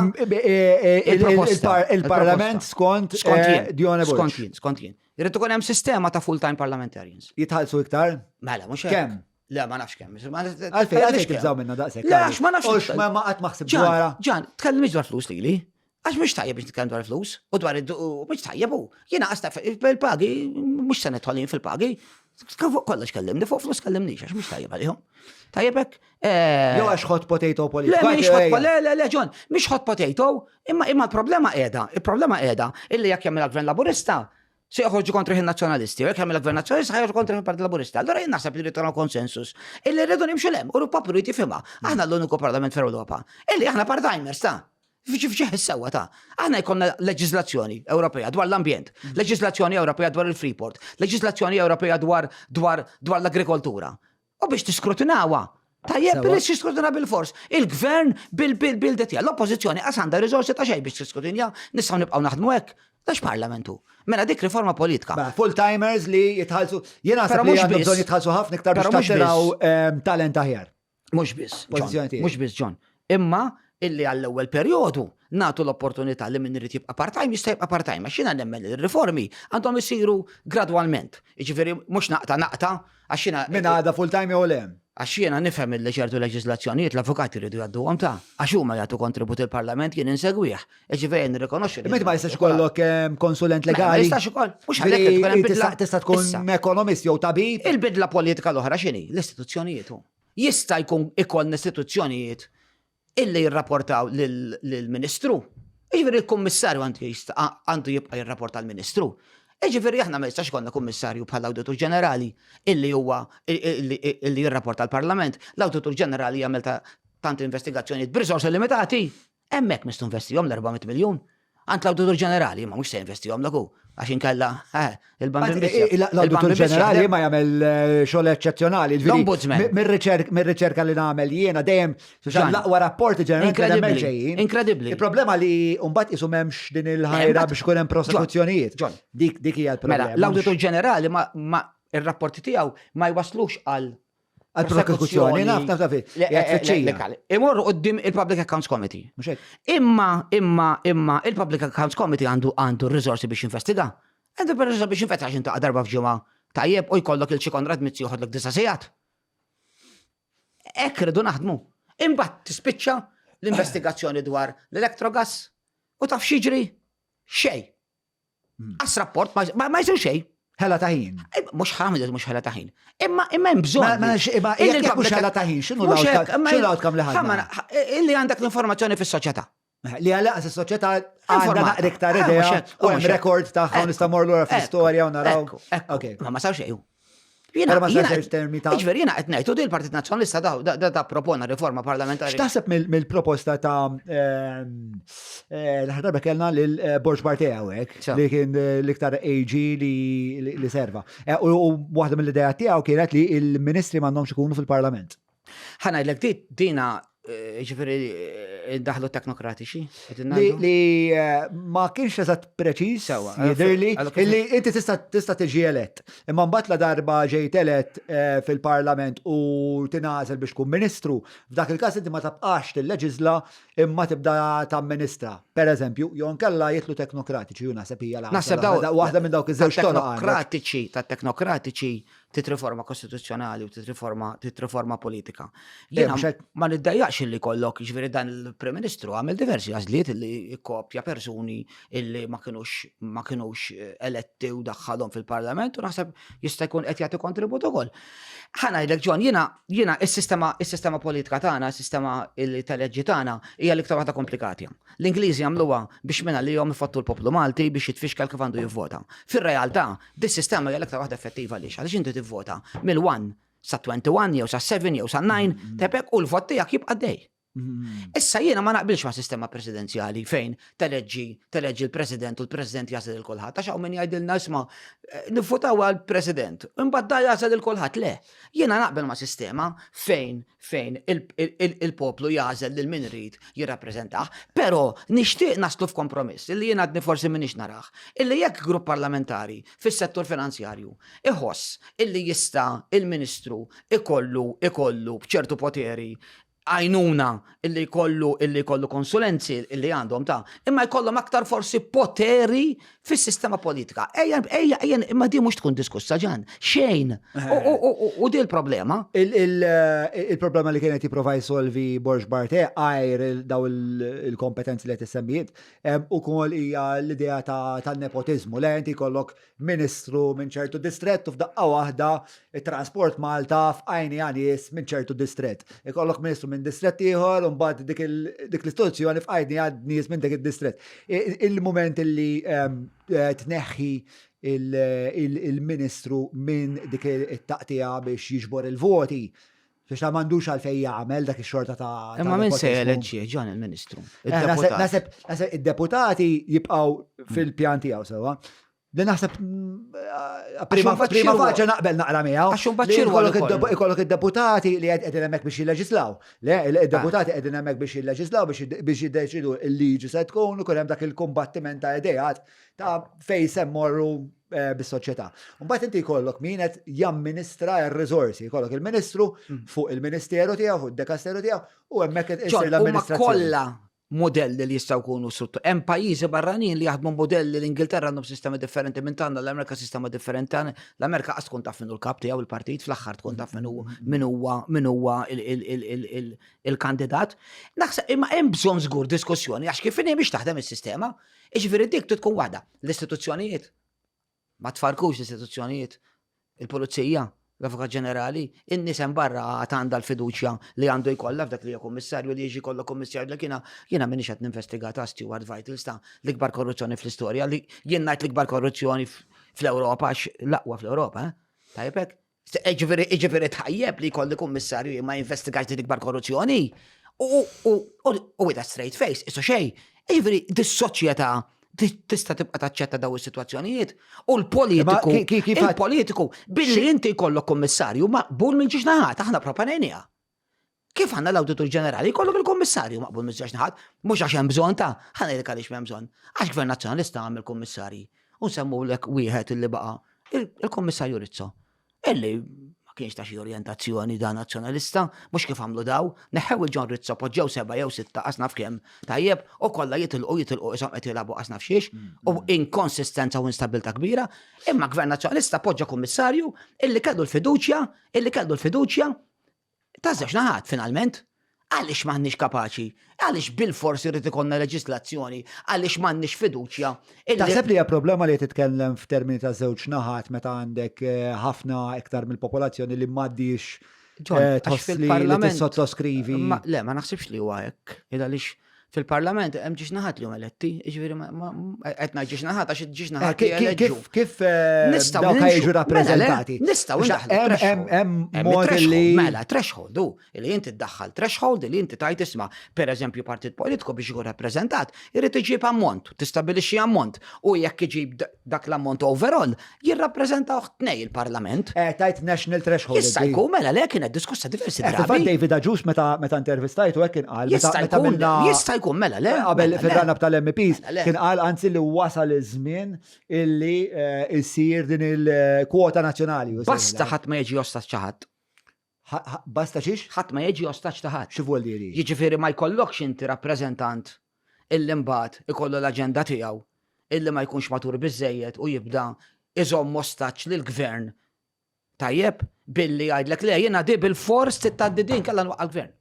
Għaxin konna l-instabilità. Tegwitak l-instabilità. Però fil-verità, aħna naħseb l-unika pajjiż fl-Unjoni Ewropea illi għandna żewġ partiti fil-Parlament meta tara jiena fil-pajjiżi Skandinavi, pereżempju, miżerjament daw kollhom 4, 5, 6. Insomma, l-Amerika għandhom Repubblikani.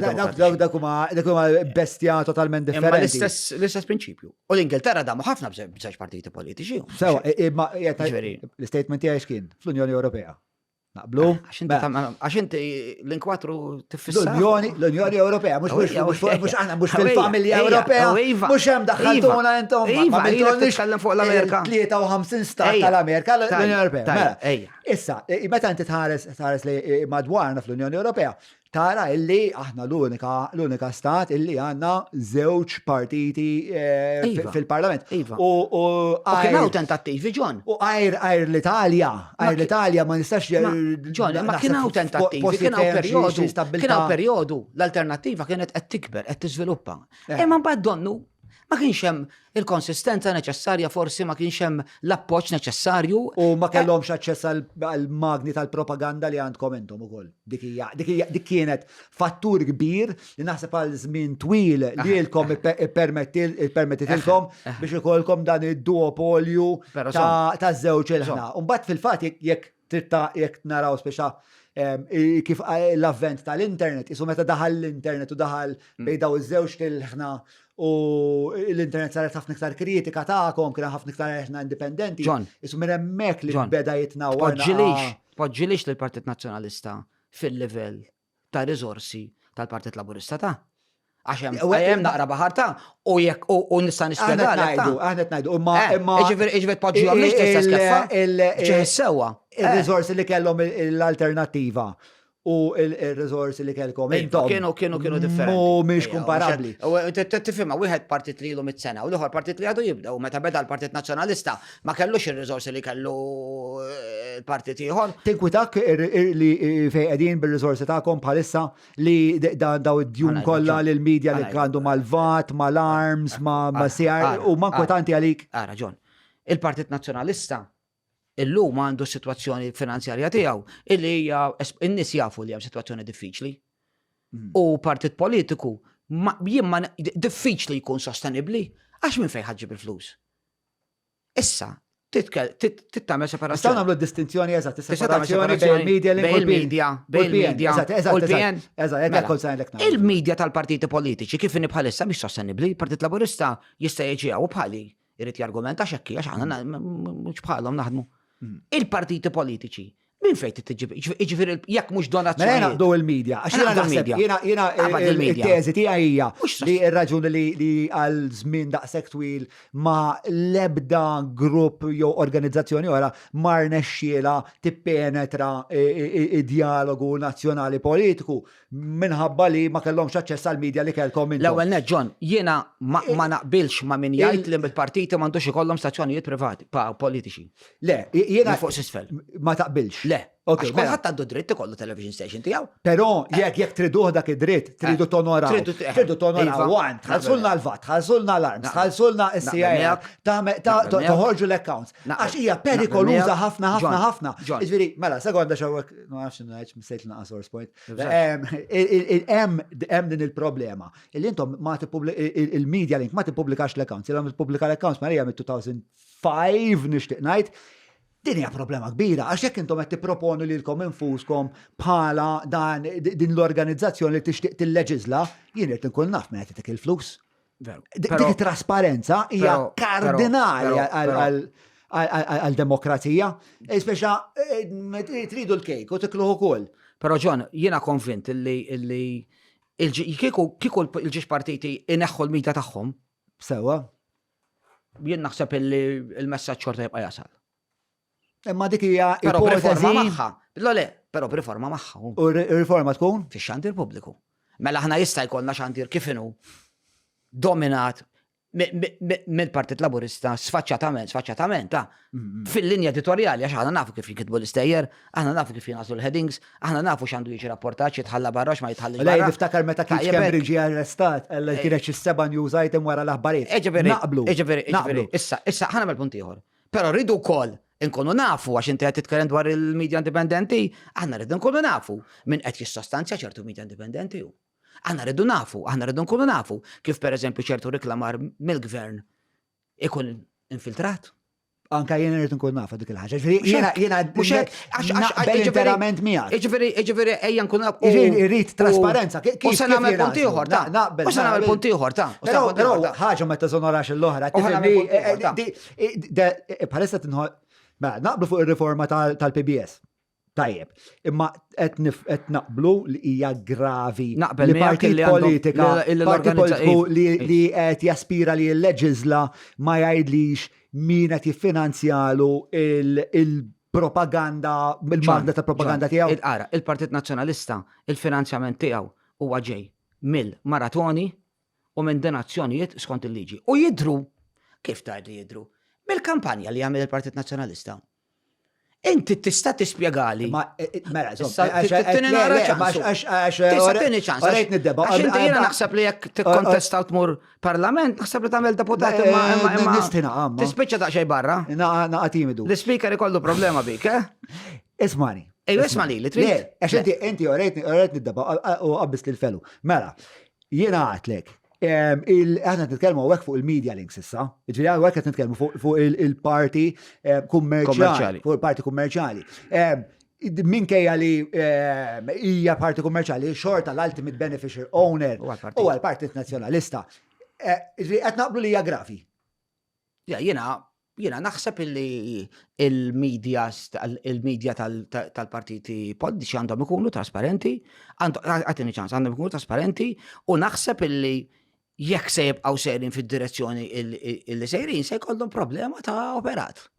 Mhux se jsolvu ġon. għandhom. Ma- Huma użgur, ħajjin, użgur. huma ħajjin Mhux hekk. purament għax tal-vat ma jiġix jiġu wara jew ma jgħidilhom isma' Mhux- ġwid. mu- U għax tal-arms ma jagħmilx mhux l-istess. biss, mhux Ukoll, biss, ma mhux biss. ukoll. Ħanajdu Ġifieri għaliex. kemm għandkom dejn Ħanajdu, il-media ma link, nafx, sorry, ma nafx, kemm ma għandu nafx. dejn mal-vat? Ma nafx, ma nafx. Alla ħares nagħmel 10% ta' dak id-dejn jien mhux bil-podcast bil-qalġit ta' Ħanpoġġilek is-sitwazzjoni ġenerali, però. Koll imbeħ il-Mettju fuq il-kantoniera. Mela. Ara, Ġon. Mhux ħafna. Ara, Ġon. Inti qed titkellem fuq il-finanzjament tal-partiti finalment. Inti moħħok jew le? Ma lej nkun qed naħseb u nikkontempla, mela, nikkonsidrak ta' Mela. Il-finanzjament tal-partiti tittaraħ fil-kontest li hu. Mela. Il-Partit Laburista kif jista' jkun jagħmel daw il-kampanji elettorali? Mid-donazzjonijiet tan-nies? Inti tiblaħħa?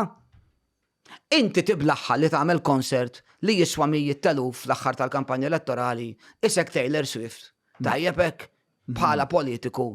U da tgħid li ħalsuhulek mid-donazzjonijiet tal-5 euros taċ-ċittadini. ħadd ma jiblaħħaw. Ħadd ma jiblaħħaw.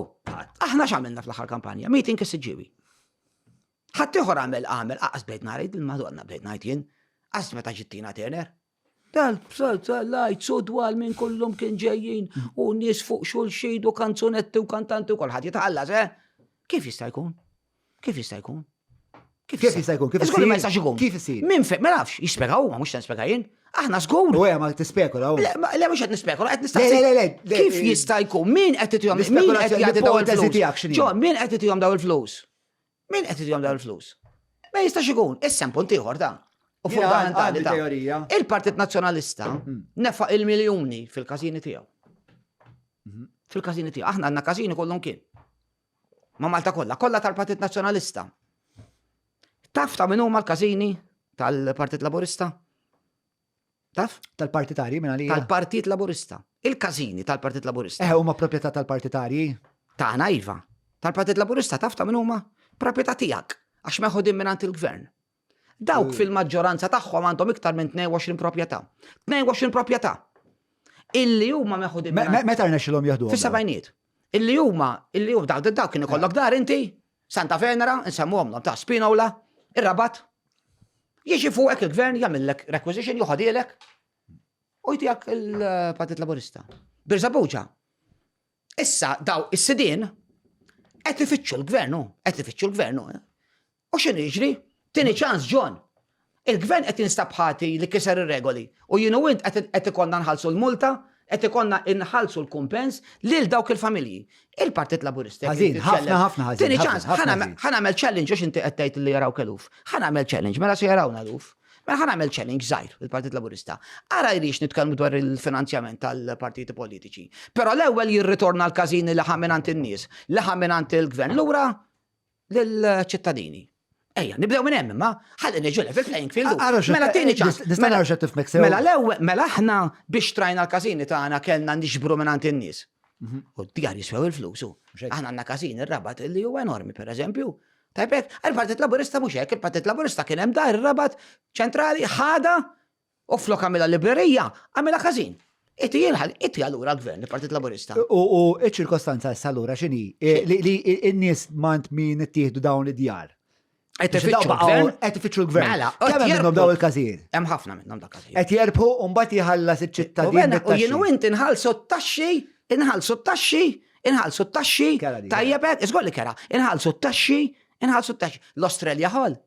Għajdu jitkellem il-Partit Laburista dwar l-Australia Hall. L-Australia Hall Pembroke, ta' dina kienet storika tal-ewwel gwerra dinjija. Hall kbira storika kien hemm l-Australia Hall, ir-Raffles ma nafx tiftakrux inti. U l-Victoria Pub. Daw kienu ħadu għamlu dil fis-sebgħinijiet ċedew proprja tal-Marsa u ħadu di. U ħallew abbandonata snin, kisru l-kuntratti kollha. Di ma kellix dawl. U ballex qabdet. Mhux darba qabdet darbtej. Allura niżlet fl-iskedar. Imbagħad sar in-negozju. Tela l-Partit Laburista irranġaw l-affarijiet. Mill-ewwel kif tela Muscat, irranġaw l-affarijiet biex il-Partit Laburista jkun jista' jinnegozjaw. U llum innegozjaw mas-settur privat. Ejdlu jgħidilna l-Partit Laburista, għax aħna daw l-affarijiet m'għandniex hu. Mhux bil-forsi kollok il-problemi finanzjarji jekk inti meta tlift mill-gvern. U jiena aħna qaskedna biex inħallsu l-pagi. Aħna milna 4 xhur minn pagi. U bqajnem. Mela, il-riforma li tagħmel xi tkun. Dina naqbel miegħek li dawn huma affarijiet atroċi. Mhux atroċi. Mhux atroċi. Il-Partit Laburista jrid jiġi level playing field qabel jibda jitkellem dwar il-finanzjament tal-partiti politiċi, mhux jibqa' jibbenefika mill-palazzi tan-nies is-siġġiewi. Kif se jagħmel? Ġviri, inti taħseb li għandu jirritorna daw l-assi tiegħu? Mela, jirritorna l-assi mhux tiegħu, jirritorna l-assi tagħna lura lill-istat. U l-gvern jiddeċiedi x'għamel l-istat huma ta' nies privati qed ngħidu. Hemm min huma ta' nies privati u hemm min huma tal-gvern. Meta jagħmel hekk il-Partit Laburista jiġi fuq il-mejda u nitkellmu. Ma jistax ikun tibqa' di l-isbilanċ demokratiku ta' xi ħadd miljonarju. Tajjeb?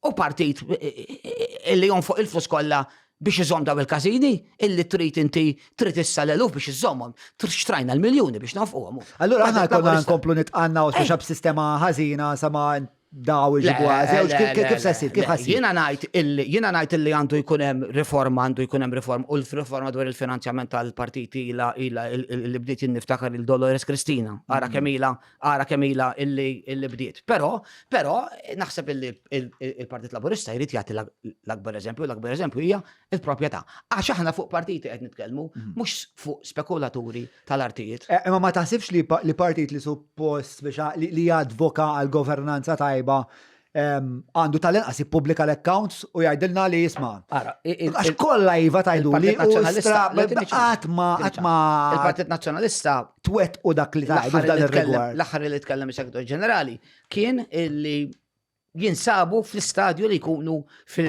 tal-medja li qed ngħidu. Tal-partit u tal-medja li naħseb kien l-argument. Pero jena naqbel miegħek li għandhom ikunu finanzjati. Mela ma naqbel. Ġifieri inti taħseb, il-teżi tiegħek kan nipprova nagħmel sommarju tagħha, inti temmen illi partit għandu jkollu il-jiet li xandar. Sewa, u li jagħmel il-propaganda tiegħu jagħmel il-kampanji ta' persważjoni tiegħu. Imma b'obbligi. U l-obbligi huma ġurnalistiċi.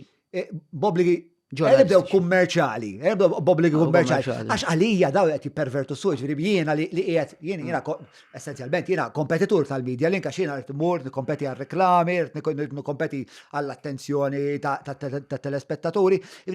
Il-fatt li m'hemmx din il-level playing field qed tipperverti anka xi ħaġa fundamentali Ewropea li hija s-suq ħieles. Jiena naħseb li wasal il-mument li niddiskutu kif joperaw il-partiti il-medja kollha, anka l-medja privata, naħseb illi xemm li dejqek fuq il-medja privata, x'inhu ma l-affarijiet li sib li huma. Jiena meta nisma' bistejjer illi hawn gazzetti illi huma finanzjati minn ministeri, meta nisma' illi hawn meta nisma' pereżempju illi hawn kumpaniji illi jkollhom direct financing għal ċertu riklami, meta nisma' illi ċertu programmi jkunu finanzjati prattikament bħall-istat. Pereżempju l-kumpaniji mhux importanti, jekk il-fact checker tiegħek jista' jagħmel Google search ħelwa u tiegħek. Iġifieri daw ikunu hemm tajbek u daw etikis iġveri inti qed nipproġetta kien bħala gazzetta indipendenti. Meta jien finanzjat mill-istat. Ek ġust. Iġveri jien ġust sewa. Ara l-inqas jekk tix il-nazzjon. Taf di tal-Partit Nazzjonalista ta'. Tajjeb imma jekk jiena għandi gazzetta indipendenti bħalma kienet l-Orizzont Helwin Wis. Tajjeb indipendenti. Imma finanzjati totalment mill-gvern. Allora ġust dan le. Le, u naqblu, jena l-iktar parti li turtani, €5. Naqrilma, il-ħanina din. Jema jaffinanzjanix il-gvern ta' xinkir namlu.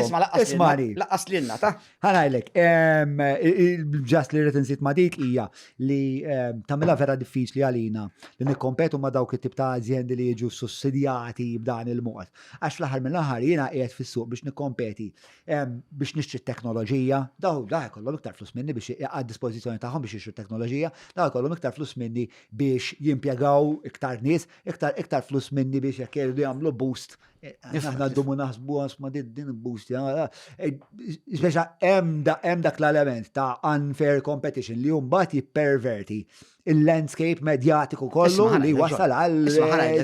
Isma' inti taf perverzjoni tal-politika. Inti taf il-gvern instabħati diversi drabi illi jagħti sponsors, per eżempju, biex fakru l-anniversarju ta' xi rebħa elettorali. Issa, l-Gvern Laburista. Għamel supplement. Kombinazzjoni fuq il-kulħadd. Ministru ħdej, ministru, kulħadd janna il-fjuri. 17,000 f'ġurnata. Ma l-kulħadd għamlu.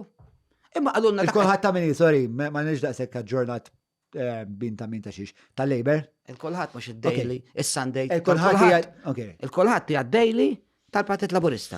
U l-Gvern Laburista jisponsorja l-Partit Laburista 17,000 ta' fwik għal 4 paġni.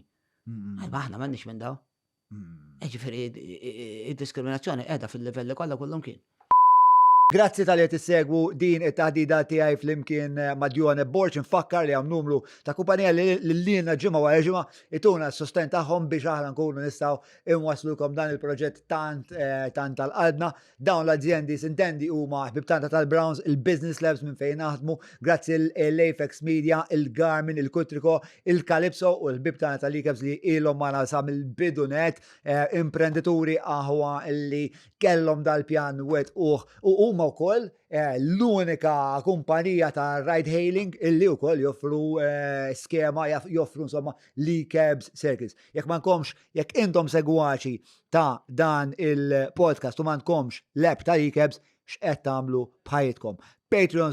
Patreon.com/John Malija jekk tixtiequ tkunu ta' appoġġ u iktar minn hekk tkunu hawnhekk magħna f'din il-komunità li tant qed nagħmlu affarijiet ġodda u sbieħ li nixtieq naqsam ma' kemm jista' jkun in-nies li għandhom l-istess mhux l-istess femmit tagħna, l-istess aspirazzjonijiet tagħna. Tlaqna jien u Djoni Borċ. Bira qabel mar terġajt bat il-ktieb kif għatlek. Ġenwinament, meta qrajtu xi 10 snin ilu, kien wieħed minn dawk il-kodba li taqdu u diffiċli tnisba xi hija l-istorja ta' pajjiżek. Kont kważi kont insejt li qiegħed hemmhekk fil-librerija tiegħi insomma u dittat li l-opportunità l-bira bil-lejl qatt naqra rġajt partijiet minnu. Nasab prosi tagħmel biċċa xogħol. Grazzi, biċċa xogħol tajba. Napprezza. Mela, għalfejn ktibtu? Qed naħu gost li għamlet li dil-mistoqsija x'kont se ngħid. Di l-ewwel waħda li oġbitek? Ħanajdlek, vera mistoqsija importanti. Ġan, jiena ktibtu għaliex jien għextu. Jien it-tmeninijiet għextom. Għextom. Daw l-avvenimenti li ktibt fuqhom jien, daw għextom. U jiena ħassejt illi xi ħadd irid jiktibhom. U jiena kont naf li ħadd mhux se jiktibhom. Jiena kont naf li f'dis soċjetà kif illum ħadd mhux se jkollu il-kuraġġ forsi illi jiktibhom u li jsemmi l-ismijiet u li jippubblika r-ritratti u li ma jiddejjaqx jikkonfronta n-nies u li jmur jintervista l-żewġ partijiet meta dom ħajjin u da s-sabiħ ta' dal-ktieb li jiena intervistajt in-nies meta kienu ħajjin. Mhux meta l-miet u l-istorja tinbidel. Dal-ktieb naħseb ilu publikat, naħseb ilu 15 sena, 20 sena. Tajjebek? Issa, għamiltu għax verament ħassejt li s-soċjetà għandu jkollha dokument illi jikkonferma dak li ġara fl-80s. Fl-istat polizjesk jien affukajt fuq l-element ta' pulizija. Jien qed noħgos li inti interessa ħafna dan il-ktieb, ħafna intervistawni dwar dan il-ktieb, però noħgos li kolli il-mistoqsijiet ta' ċertu konfront fuqhom il-għaliex. U waħda mir raġunijiet kienet biex fis-soċjetà biex il-ġenerazzjonijiet tal-lum u l-ġenerazzjonijiet żagħżugħa ikollhom dokument li jistgħu jagħmlu referenza lih meta jridu u jgħidu isma' 650 paġna ta' inkjesti, ta' xieda, ta' intervisti biex is-soċjetà ikollha dokument li jitkellem dwar l-istorja. Ħafna nies forsi jaraw da partiġjan għax ktibtu jien għax Djone mill-Partit Nazzjonalista. Le, hawnhekk għandek intervista ma' Karmenu, hawnhekk għandek intervisti ma' nies minn Workers Union, hawnhekk għandek intervisti ġan ma' nies li kienu żejtun fuq in-naħa Laburista u għandek persuni. Mill-intervisti li qrajt li kienet affaxxinanti ħafna kienet tal-Indjan. Ekku.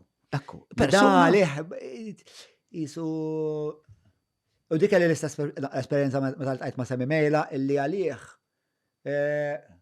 ma kienx ħostet jagħmel xi ħaġa ħażina. Ma dak il-ħażin. X'taħseb li kien jinċita għal dawn ikunu violenti? Mela, l-ewwel nett għaliex daw kienu kontra l-Partit Nazzjonalista bla skrupli. Daw kienu litteralment nies li wettqu terrorizmu politiku terrorizmu. Ma x'kien jinċentivaħ nixtieq nifhem li jekk tifhem. Illi daw sempliċiment ma ridux illi il-Partit Nazzjonalista jerbaħ l-elezzjoni. Daw ma kienux jaċċettaw illi fil-pajjiż għandu jkunaw partit politiku il-Partit Nazzjonalista. Daw ma kienux jaċċettaw, daw kienu jaħsbu li fiż-Żejtun, pereżempju, il-Partit Nazzjonalista ma jistax jidħol.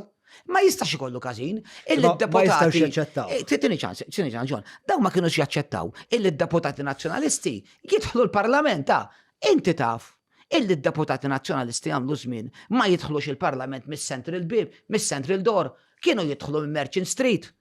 Għaliex kienu kun hemm daw il-bravi, daw, illi kienu ikissrulhom il-karozzi, isawtuhom barra mbagħad jaggreduhom ġewwa l-Parlament. Tista' tini raġuni ideoloġika li tkellmu dwarha ċertu nies meta kienu għaw ideoloġija, x'ideoloġija? Ideoloġija x'twaqqaf fil-oppożizzjoni milli dak kważi dittatorjat. Ma temmenx ġifiri li huma kellhom din l-idea. Ħana millek l-argument biex ta' x'jista' jkun. Jista' jkun ħafna affarijiet. Waħda tkun ħuliganizmu sempliċi.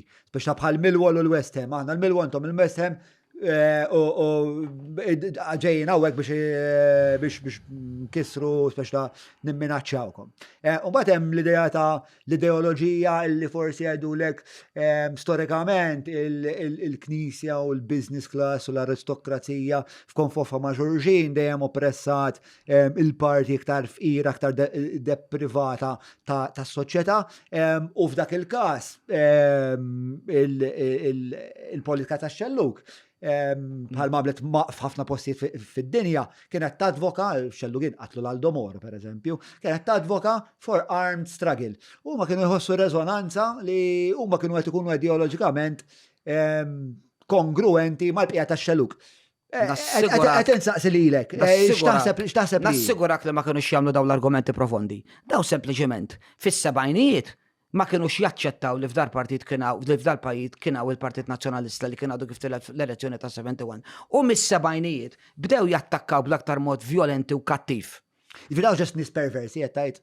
Daw nies illi għalihom, daw ma nafx jekkux perversi, ma nafx il-kelma perversi jiex l-aħjar. Psikopatiċi, imma daw għalihom. hooligans. Daw huma terroristi kienu, għax illum nassigurak li m'għadhomx ta'. Kienu terroristi tal-politika.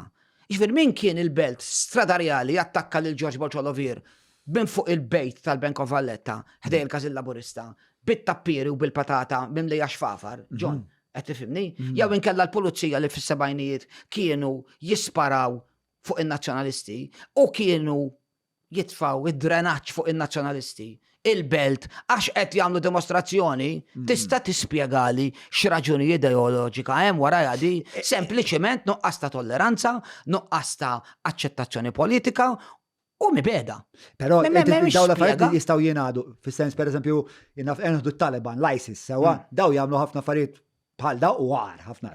Imma huma motivati, imma jagħmlu ħafna affarijiet li huma violenti huma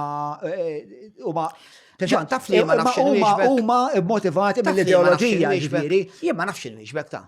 Għax jien ma nafx x'seta kellu f'moħħu dak ix-xaħat illi fiż-Żejtun fl-87 ma ħallix in-nazzjonalisti jivvutaw. Joħodlu l-voti sawtu, jitfgħu mal-art. Tajjeb, il-Spiro Camilleri, il-familja, joħdulhom il-vot, John, jivvotaw huma lihom ta' taf x'qed ngħidu. Inti ġili rajtu Football Factory pereżempju jew Green Street Hooligans? Le, ma da mhux hooliganizm tal-futbol ta'. Le, ma forsi. Le, Ġan. Kultant tingħat illi nittrattaw il-politika bħala żewġ ġibiet tal-futbol. Ġan. U dan huwa l-espressjoni kienet violenza approvata mill-Istat. Għaliex meta tkissret il-kurja minn nies tal-Partit Laburista u ħaddiema tat-Tarzna, tajbek, il-Prim Ministru Laburista taf xareċ jgħidu. Erba, u daw l-aristokrazija tal-ħaddiema, l-elit tal-ħaddiema ta' għax illum nitkellmu dwar l-elitisti, kien kien qallhom l-elitizmu tal-ħaddiema ta'. Iġifieri meta tkissru id-Dar Teddy fis-79, tkissret id-Dar Teddy ta' tajjeb jien tajtek dettalji l-bieraħ dwar kif kissret id-Dar Teddy ta' bil-familja f'ġieħ is-sewwa. Tkissret id-Dar Teddy bil-familja ġewwa ta'. U tittajli li hemm ideoloġija, kien hemm biss sistema ta' kif toppressa l-oppożizzjoni biex tbeżżaħħa, biex twerwira u tipprova tkissira. U ma affarijiet kollok Jiġifieri li inti jkollok, u kompletament John, kontrihom. John. Imma jistgħu jkunu ideoloġikament motivati. Jiġifieri li inti jkollok sistema ta' kif jitkissru l-każini kollha. Wieħed wara wieħed. Mhux sistematika. Mhux il-mistoqsija. Jien qed nifhem dak li qed nipprova nissepara fl-argument tiegħek huwa li affarijiet l-iktar affarijiet ħorox u meta qed li l-istorja ta' dar tedi swidit li qalbi u domt naħseb ħafna fuq mbagħad terġa' tmur tirrakkontajta. Hija ħaġa kera u għal ħares terġa' tiġri fis-soċjetà tagħna. Però naf ħafna affarijiet li huma koroħ ħafna li huma motivati ideoloġikament. Ma di ma kienx motivati ideoloġikament ta'. Di kienet motivata mill-fatt biss illi kien X'kien hemm dal-grupp illi Kien grupp kbir dan? Kbir ma naħstax grupp li seta' jiġi kontrollat mill-pulizija faċli. Daw identifikabbli kienu ta'. Da kulħadd jaf min huma ta'. Da kulħadd jaf min huma ta' m'għandix għalfejn noqogħdu nsemmu ismijiet ta'. Daw kienu. Fil-ktib semmejthom. Ja, fil-ktib. Daw hemm ir-ritratti, hemm il-filmati, da kulħadd jaf min huma. Baqgħu jagħmlu il-vjolenza mis-sebgħinijiet. Sal-aħħar tas-sebgħinijiet, sal-86, 87 u anke wara ta'. Da kieku l-pulizija qabdet in-nies li l-Partit Nazzjonalista li jeddifen akademi kien qed isemmilhom isma' arrestawh lil dak, arrestawh lil dak, arrestawh lil dak, arrestawhom. Kieku ma kienx ikollna l-qtil, kieku ma kienx ikollna l-vjolenza, imma l-pulizija kienu kompliċi. Il-pulizija kellha, u se nuża l-kelma eżatta, l-iskwadristi. L-iskwadristi li jagħmlu l-frame-ups. L-iskwadristi li jittorturaw kid-depo ġan. Jittorturawk billi tuk xebat enormi u jġaluk tiffirma sqarrija falsa u jagħmlulek frame-up id-depo. Jaħdulek il-karozza u jpoġġulek il-bombi fihom. Li kienu jkunu jaqblu ma' bombi li jkunu saru biex teħelint. Fuq Partit Nazzjonalista daw nsemmihomlok. M'għandniex għalfejn nsemmu smijiet għax issa żmien. Imma din l-istorja u ma nistgħux inwarbu din l-istorja għaliex għaddejna minna. U hemm il-fatti John, hemm is-sentenzi dwar il-qorti. Ma nixtieq naqbdu l-istejjer. Semmi Però nixtieq naqbad nixtieq nagħmel konklużjoni għal dal-kapitlu ta' għaxin affaxxinani xi motiva il-ġaħat jagħmel għat-teħżija. Għatti evidentament krudili, jekk hiex sempliċement patoloġija tal-moħħ li din timmanifesta ruħha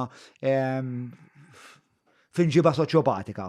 Jekk hux kilbar poter, jiġifieri li inti pereżempju jkollok isir qisu dan l-arranġament informali bej politiċi li daw irridu jibqgħu fil-poter. U għandhom bżonnhom il-daw il-terroristi.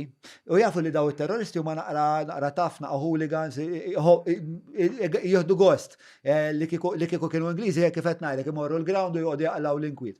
U jsir dal-arranġament mela bejn xi ħadd li ħajuża l-vjolenza biex ikompli jistana jibqa' politikament b'saħħtu, bat għandek dawn in-nies li sempliċement iħobbu l-vjolenza li faċli tiżra fihom it-tribalizmu ta' aħna u huma.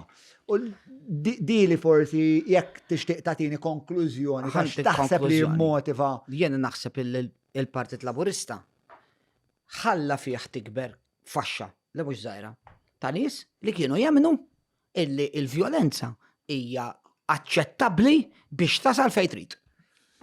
Fin-1958 il-Partitari Laburisti ħarġu u ħarqu l-ases u jfakruha. Ifakruha. Jiġifieri, għataw min ifakkar l-imblokka l-portijiet. Ifakkara meta kienet xi ħaġa negattiva. Jiġifieri hawnhekk qed nifhem l-argument tiegħek. Imma dan li ġara kien illi fis-sebgħinijiet ingħaqad dan il-grupp b'saħħtu fil-Partit Laburista ma' grupp ta' pulizija illi xogħolhom kien jitterrorizzaw lil kull min kontra l-gvern. L-iżżgħażagħ ambjentalisti, ix-xaba li qalaw il-tan-numri għax kienu joħorġu jipprotestaw il-tan-numri, l-attivisti illi marru l-belt jipprotestaw għax iridu l-ilma fl-ejti spiċċaw sawtuhom. Lil kull min kien. Jekk kien jiġi politiku barra lil Massimo Gorla. Massimo Gorla kien politiku Taljan, ġabu l-Partit Nazzjonalista Malta biex jitkellem f'meeting ta' Ali, tajbek, keċċeħ minn Malta u miljawna mad-dinja kollha ta' tajbek, iġifieri hawnhekk kien hawn stat li kien riesaq lejn tkissir ta' demokrazija. Jiena semmejtu Libertà Medda, il-kelma medda naħseb illi kien illi hija soft wisq. Għax ma kienx medda, għax min kien torturat id-depo, min kien min inqatel il-gudja, tajpek, il-libertà tiegħu intilfet ġan. Untilfet ta' vera, min kien ifrejmjat, u forsi il-frame għaf sajjeb nispjegawhom ta' il-polizija involuta kbira ta' biex nifhmu minn fejn tlaqna, John. Għalhekk għamiltu dan il-ktieb jiena. Biex nifhmu minn fejn tlaqna. Minnaħa tal-PN, ir-risposta għal din il-vjolenza, x'kienet? Ir-respons għal-vjolenza l-aktar eżempju ċar huwa meta kisru d-darteri. X'għamel fejn akademik għallu żewġ għasliet. Jew jimmobilizza n-nies, kien ġie l-elezzjoni ta' l-81, jew jimmobilizza n-nies u joħroġ in-nies fit-toroq u kien ikollna rivoluzzjoni. Għax daqs kemm hawn nazzjonalisti, daqs kemm hawn laburisti, hawn nazzjonalisti. Tajbek, x'għamel di? Sawtulu l-familja, sawtulu l-mara. Ommu kellha taqbes solar mara ta' aktar minn 80 sena biex taħrab minn daw it-terroristi. Daw it-terroristi kisru l-nef, kisru dar. Bit-tfal ġewwa, bil-familja ġewwa, tajbek, x'għamel fejn akademi? Appella n-nies biex ma tirreaġixxix. U n-nies obdiet. Għamel meeting 5 tiem wara, Main Street, wieħed mill-akbar meetings, u il-partitari nazzjonalisti irreaġixxew għaliex fejn akademi fehem illi kellu responsabilità kbira fuqu u mnalla għamelek għax kien ikisser pajjiż. U mhux hemm biss, imma meta qatlu Raymond Caruana. Taseb li kien moment pivitali għal-Fejn Akademi? Għalija kien il-moment ta' Fejn Akademi.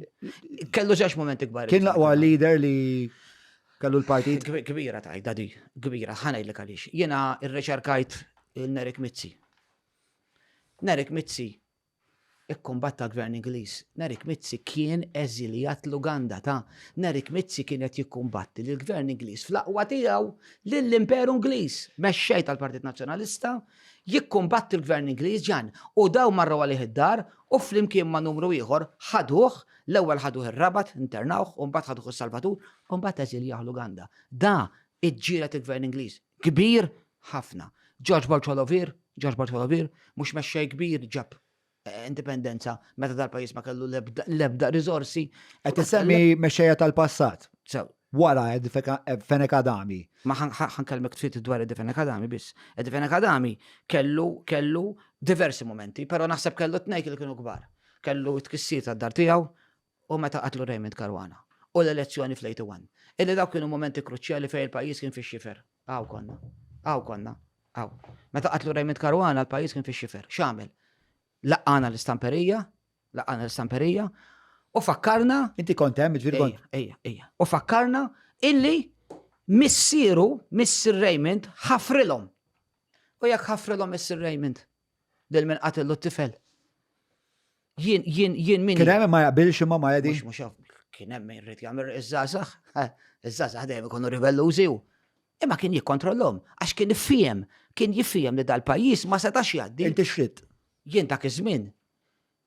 Jien kont nemmen ħafna Fejn Akademi, imma jien kont żagħżugħ, imma jien ma stajx naċċetta li n-nazzjonalisti kienu qegħdin iweġġgħu, kienu qegħdin ibatu, jien ma stajx naċċetta li fiż-żejtun tarhom jisparawlek il-gass, jien ma stajx naċċetta li kienu jisparaw il-bullets kif għamlu r-Rabat. Li ma kienx għal Fejn Akademi, taħseb li kont tipparteċipa fil-vjolenza? Le, ma kontx Ġieli parteċipajt fil-vjolenza? Le, imma rajta s-seħħ, pero ma parteċipajx. L-ewwel ma konniex nies li nipparteċipaw fiha l-vjolenza.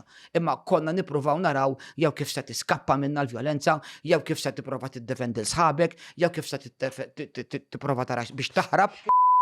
Xbaj taħdem mid-dar jew ġo xi kaffetterija storbjuża, mela mhux tiġi saħdejn għal Business Labs, post ċentrali, kwiet sabiħ u li fih tista' tagħmel użu minn hot desks, uffiċċji, boardrooms li trid. Tista' taqbad u tfetx fuq l-adba mingħajr ma tafżal il-ħadd u serraħ rasek li żed inqeda. U jekk titlaq 4 minn nies jew 40 se joħorġuk ta' nies. Business Labs, xittit aktar. X'kien l-iktar mument tal-biża li kont parteċipi fih? Jien naħseb Preżenti. Mument tal-biża kien wara l-inċidenti tar-Rabat. Ir-Rabat kellna meeting 5th April 1987. Għaliex qed insemmi d-data ġan? Għaliex qed nitkellmu 5th April 1987 u l-elezzjoni 9th May. 4 ġimgħat? Kellna meeting ir-Rabat, inqalaw xi inċidenti, ftit ġebel fuq il-pulizija reaġixxu. Għax dawk kien joħorġu l-pulizija fit-toroq, bl-armament, għal xejn, riot gear, jitfaħħu f'kantoniera litteralment biex jipprovokak. U xi ħadd se jgħidu xi ħaġa u dak jirreaġixxi mill-ewwel. U reaġixxew ġiet l-SMU li kienet skwadra ta' numru ta' pulizija, Special Mobile Unit, inqalaw inċidenti, sparaw fuq in-nies u ferew madwar 12. Tnej minnhom gravi. Meta qed sparaw, x'ikun Sparaw sparaw? bullets. Sparaw spass li kienet arma li tispara il-gass u tispara il-ċomp, sparaw fuq in-nies, ferew 2 għal-mewt. Mario Pavija u Joe Vella. Gravi għal-mewt. U aħna twerwirna, niftakarni, inżilna l-istamperija u d-xena kienet waħda li tqabadni l-bart. U Mario Pavija kien fi stat ħażin, kważi spiċċa kien. Fejlatu. Kollum kien, jien Mario Pavija urini il-ferita li kellu għaw, zaqqu. Kollum kien laqtuħ, bullets, mimmilew, għal xej. Wieħed minnhom kien miexi. Dal-ispass biex nifhem. Skartoċ jispara. Għandek Spara skartoċ li kollu ħafna Għaw ritratti hawnhekk tiegħu wkoll, għaw ritratti. ħafna pellets żgħar Għaw ritratti. ta' ċomp. Għaw ritratti. Imlewħ, kspiċċa. U jien niftakarni l-istamperija, tħanna l-istamperija kienet kellna l-bib mhux fejn llum fin-nofs. U bdew iżommu l-nies milli jitlu f'ċerti żona għaliex kien hemm medical team, għax aħna id-dar ċentrali kellna wkoll medical team biex l-ewwel assistenza tingħata fid-dar ċentrali biex ikun hemm garanzija li ħadd tingħata. U jiena niftakar il-biża' illi da telaq. U dik il-biża' għadna ngħixha għadna nħossha li da żagħżugħ ħabib tagħna magħna ħattart tajbek ispiċċa. Fortunatament issa mbagħad ħallija il-limit f'ċirkostanzi oħrajn imma relevanti. Imma dik il-biża' kienet biża' li għadni nħossha. Ma bżax iż-żejtun. Imma dikinhar ir-Rabat kienet iktar gravi miż-żejtun u kienet l-ewwel inċident, John, u nixtieqek tifhimni hawnhekk, fejn pulizija Maltin sparaw fuq il-Maltin. Għas fis-7 Ġunju. Għax fis-7 Ġunju il-Pulizija Ingliża sparat fuq il-Maltin. Fir-Rabat qasdi ma jfakkar il-Partit Nazzjonalista. Tajjeb? Qasdi ma jfakkar il-Partit Nazzjonalista. Tajjeb? Fir-Rabat il-Pulizija Maltin sparaw fuq ħutom il-Maltin. U John, għal xej, setaw evitawhom biftit gass, jew biftit, għax ma kienx hemm inċidenti kbar. Imma kridu. Fit-toroq dojoq triq Gosmana Navarra, tajjeb hekk, jisparaw u jiġru wara n-nies.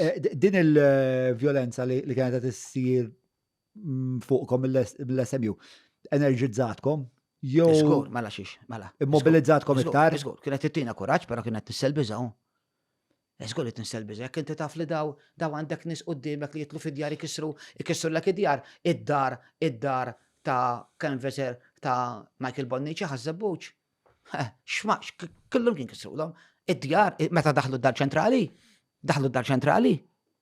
kissru d-dar ċentrali kollha. Iġifieri hawn taf nitkellmu terrorizmu tal-Istat. Mela, ħan interrompik sekonda, Julian tella li xaġa fuq l-screen.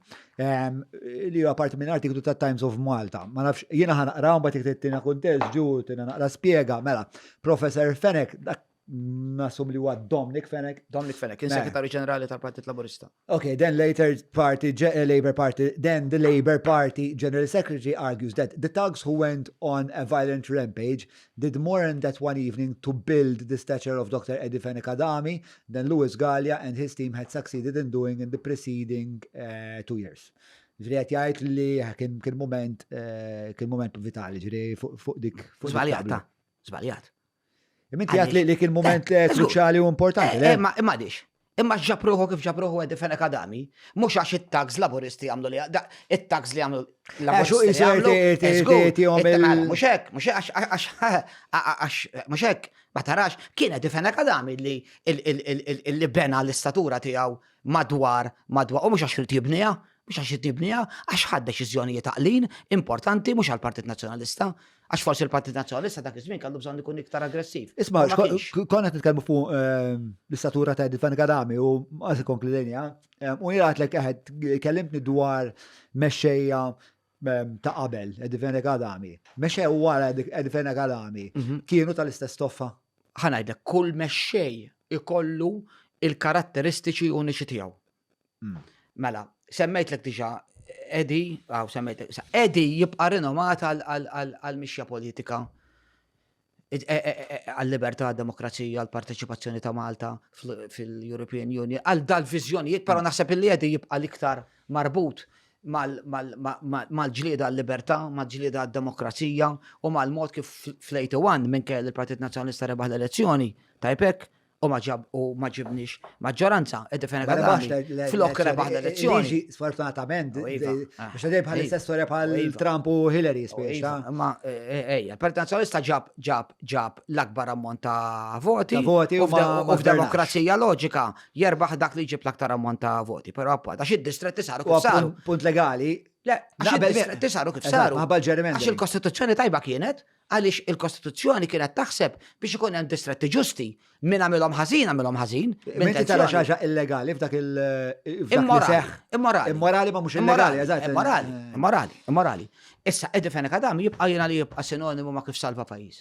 Tista' tikkritika, tista' Għalik id-defeni kadami huwa s-salvatur ta' salva Malta pajjiż moderna. fid-demokrazija, salva pajjiż billi taħ viżjoni, salva pajjiż billi riformaħ wara l-87, salva pajjiż ġon billi qatlura milli jirreaġixxi. Edi meta tella fl-87 seta' reaġixxi għal kollox. Pera l-ewwel bdejt issemmi l-nies illi fil-fema tiegħek għamlu atti kriminali faħxin terroristi qegħdi ma restaħħomx. Ħanajdlek. X'naħseb issa Qegħdi ma setax arresta imma il-pulizija il-Partit Nazzjonalista kellu jħallas prezz politiku biex jigverna.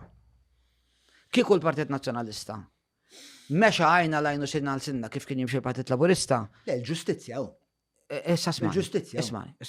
L-ewwel net f'ħafna okkażjonijiet l-evidenza tħassret. F'ħafna frame-ups l-evidenza tħassret. Tajpek l-evidenza tħassret u tkissret. Tista' tgħidli iktar x'inti Tkissret, investigajthom, l-evidenza tkissret ma teżistix. Ġifieri kien diffiċli biex imbagħad tipproċessa għalkemm jiena xorta irrabjat li ma sarix ċertu ġustizzja, imma l-Partit Nazzjonalista kellu iħallas prezz biex jigverna, tinsiex.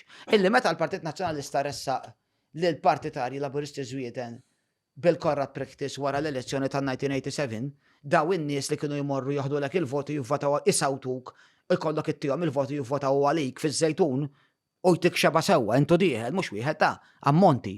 Tajjebek x'għamlu? Daħlu l-partitarji Żwieden il-belt Laburisti u kisru l-qorti, ħarqu l-qorti. Il-pulizija fejn kienu, il-korp tal-pulizija ma kienx għadu riformat. Il-Gvern Nazzjonalista sab korp tal-pulizija diżastru, kollu jappoġġja Partit Laburista, tajjebek immexxi minn ċertu elementi. Iġveri il-Partit Nazzjonalista kellu jħallas dak il-prezz. Però Però xorta fil-89, per eżempju, kien hemm fil-ktib tiegħek dak ta' żejtun. Ukoll iż-żejtun ta' tiġ. Mhux gravi. Dak il-punt. Dawk ġew arrestati. Ġew proċessati u ġew. Imma jien naħseb dak il-aħħar inċident imbagħad. Warajh jekk il-memorja servini ma sarux iktar inċidenti għaliex hemmhekk intlaħaq. Din il-filosofija tar-rikonċiljazzjoni. Issa li tħares lura leha, mhux dak il-ħin. Issa li tħares lura leha. Kien żball ta' Fene Kadami? Żball, ir-rikonċiljazzjoni, il-kunċett li inti taf li għandek gvern li mhux se jpattija, il-kunċett u vera ma pattijiex, għax kieku għadna d-dejjin. Kieku l-Partit Nazzjonalista kellu jaqbad ipatti, kieku għadu għaddej u kien jagħmel żball. Għaliex int fil-politika mhux biex patti? Le, Mela allura Edi, tajt, isma' il-ġustizzja tot l-istess għal kulħadd. Sewa. Intom tiltu sawwattu kissirtu. Ġon, kien hawn pajjiżi barranin li qudiem Dik hija imma sekondu waħda, dik hija il-ħsieb fundamentali jew il-prinċipju fundamentali tas-saltna ta' dritt. Li l-liġi tapplika għal kulħadd l-istess. Kien hawn pajjiżi barranin illi wara li kellhom sitwazzjoni iktar gravi minn ta' Malta, għamlu kommissjoni nazzjonali ta' rikonċiljazzjoni nazzjonali. Aħna ma minniex. Aħna minna żballi ma minniex. Għax il-pajjiż kellu bżonn healing process. Jiena għalhekk nibqa' ninsisti illi ċertu każi jridu jissolvew, mhux biex ngħidu vendikazzjoni, imma biex kif qed tgħid inti ssir ġustizzja. U l-kapitlu jingħalaq u ngħidu isma' kien hawn dali jagħmel żball, issa laqnieh. Imma għadna ma laqnihomx sfortunatament l-unsolved murders u forsi tistaqsini dwarhom ukoll nista' nwieġbek, imma r-rikonċiljazzjoni nazzjonali ġon taf xi tfisser l-investiment barrani li ġif dal-pajjiż wara l-87. Mina r-rikonċiljazzjoni nazzjonali. L-istabilta l-istabilta politika illi ġab il-Gvern Nazzjonalista ta' Fene Kadami illi għad pass lura, per eżempju, ħantik eżempju, dwar paslura, il-jum nazzjonali. Jina lija, l-indipendenza huwa l-jum nazzjonali naturali. Inti mhux il-birthday tiegħek tiċċelebra, ma tiċċelebrax il-preċett jew il-griżma, għastaf meta għamilthom. Tajjeb, allura Malta kellha b'mod naturali tiċċelebra, imma x'għamel gvern nazzjonalista? Ma milix festa nazzjonali ġan. Taf għaliex biex ma jurtax, biex ikun hawn rikonċiljazzjoni nazzjonali.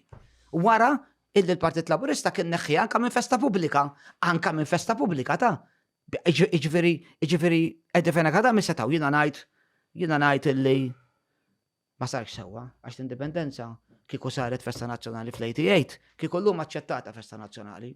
Ek naħseb jien kif aċċettata l-emblema illi bidek gvern nazzjonalista. Manka fuq dik iprova isib rikonċiljazzjoni nazzjonali. Għaliex Edi, l-aħħar argument dwar Edi, ma kienx b'saħħtu bil-ponnijiet. Edi kien b'saħħtu bl-argument. Edi ma kienx bħal Mintoff biex jerbaħ argument rrit isabba tikkisser joħroġ in-nies fit-toro, jiġġustifika l-vjolenza le. Edi kien jerbaħlek l-argument bl-argument, billi jikkonvinċik. Edi ma kellux is-saħħa tal-pon, Edi kellu s-saħħa tal-konvinzjoni. U dik tagħmel politiku differenti fl-opinjoni tiegħi. Apex Media huma esperti fil-kamp tal-SEO għal snin sħaħ huma għenu l-klienti tagħhom sabiex jitilgħu fil-quċċata ta' tfittxija tal-Google jekk inti qed tfittex outreach links, PBN builds, konsulenzi u kwalunkwe xorta ta' servizzi relatati ma' SEO mela kellem l-Apex Media. Ħamor lura għal-ktib tiegħek u l-istat polizjesk u l-vjolenza politika. Kien hemm nies fil-Partit Nazzjonalista li kienu violenti?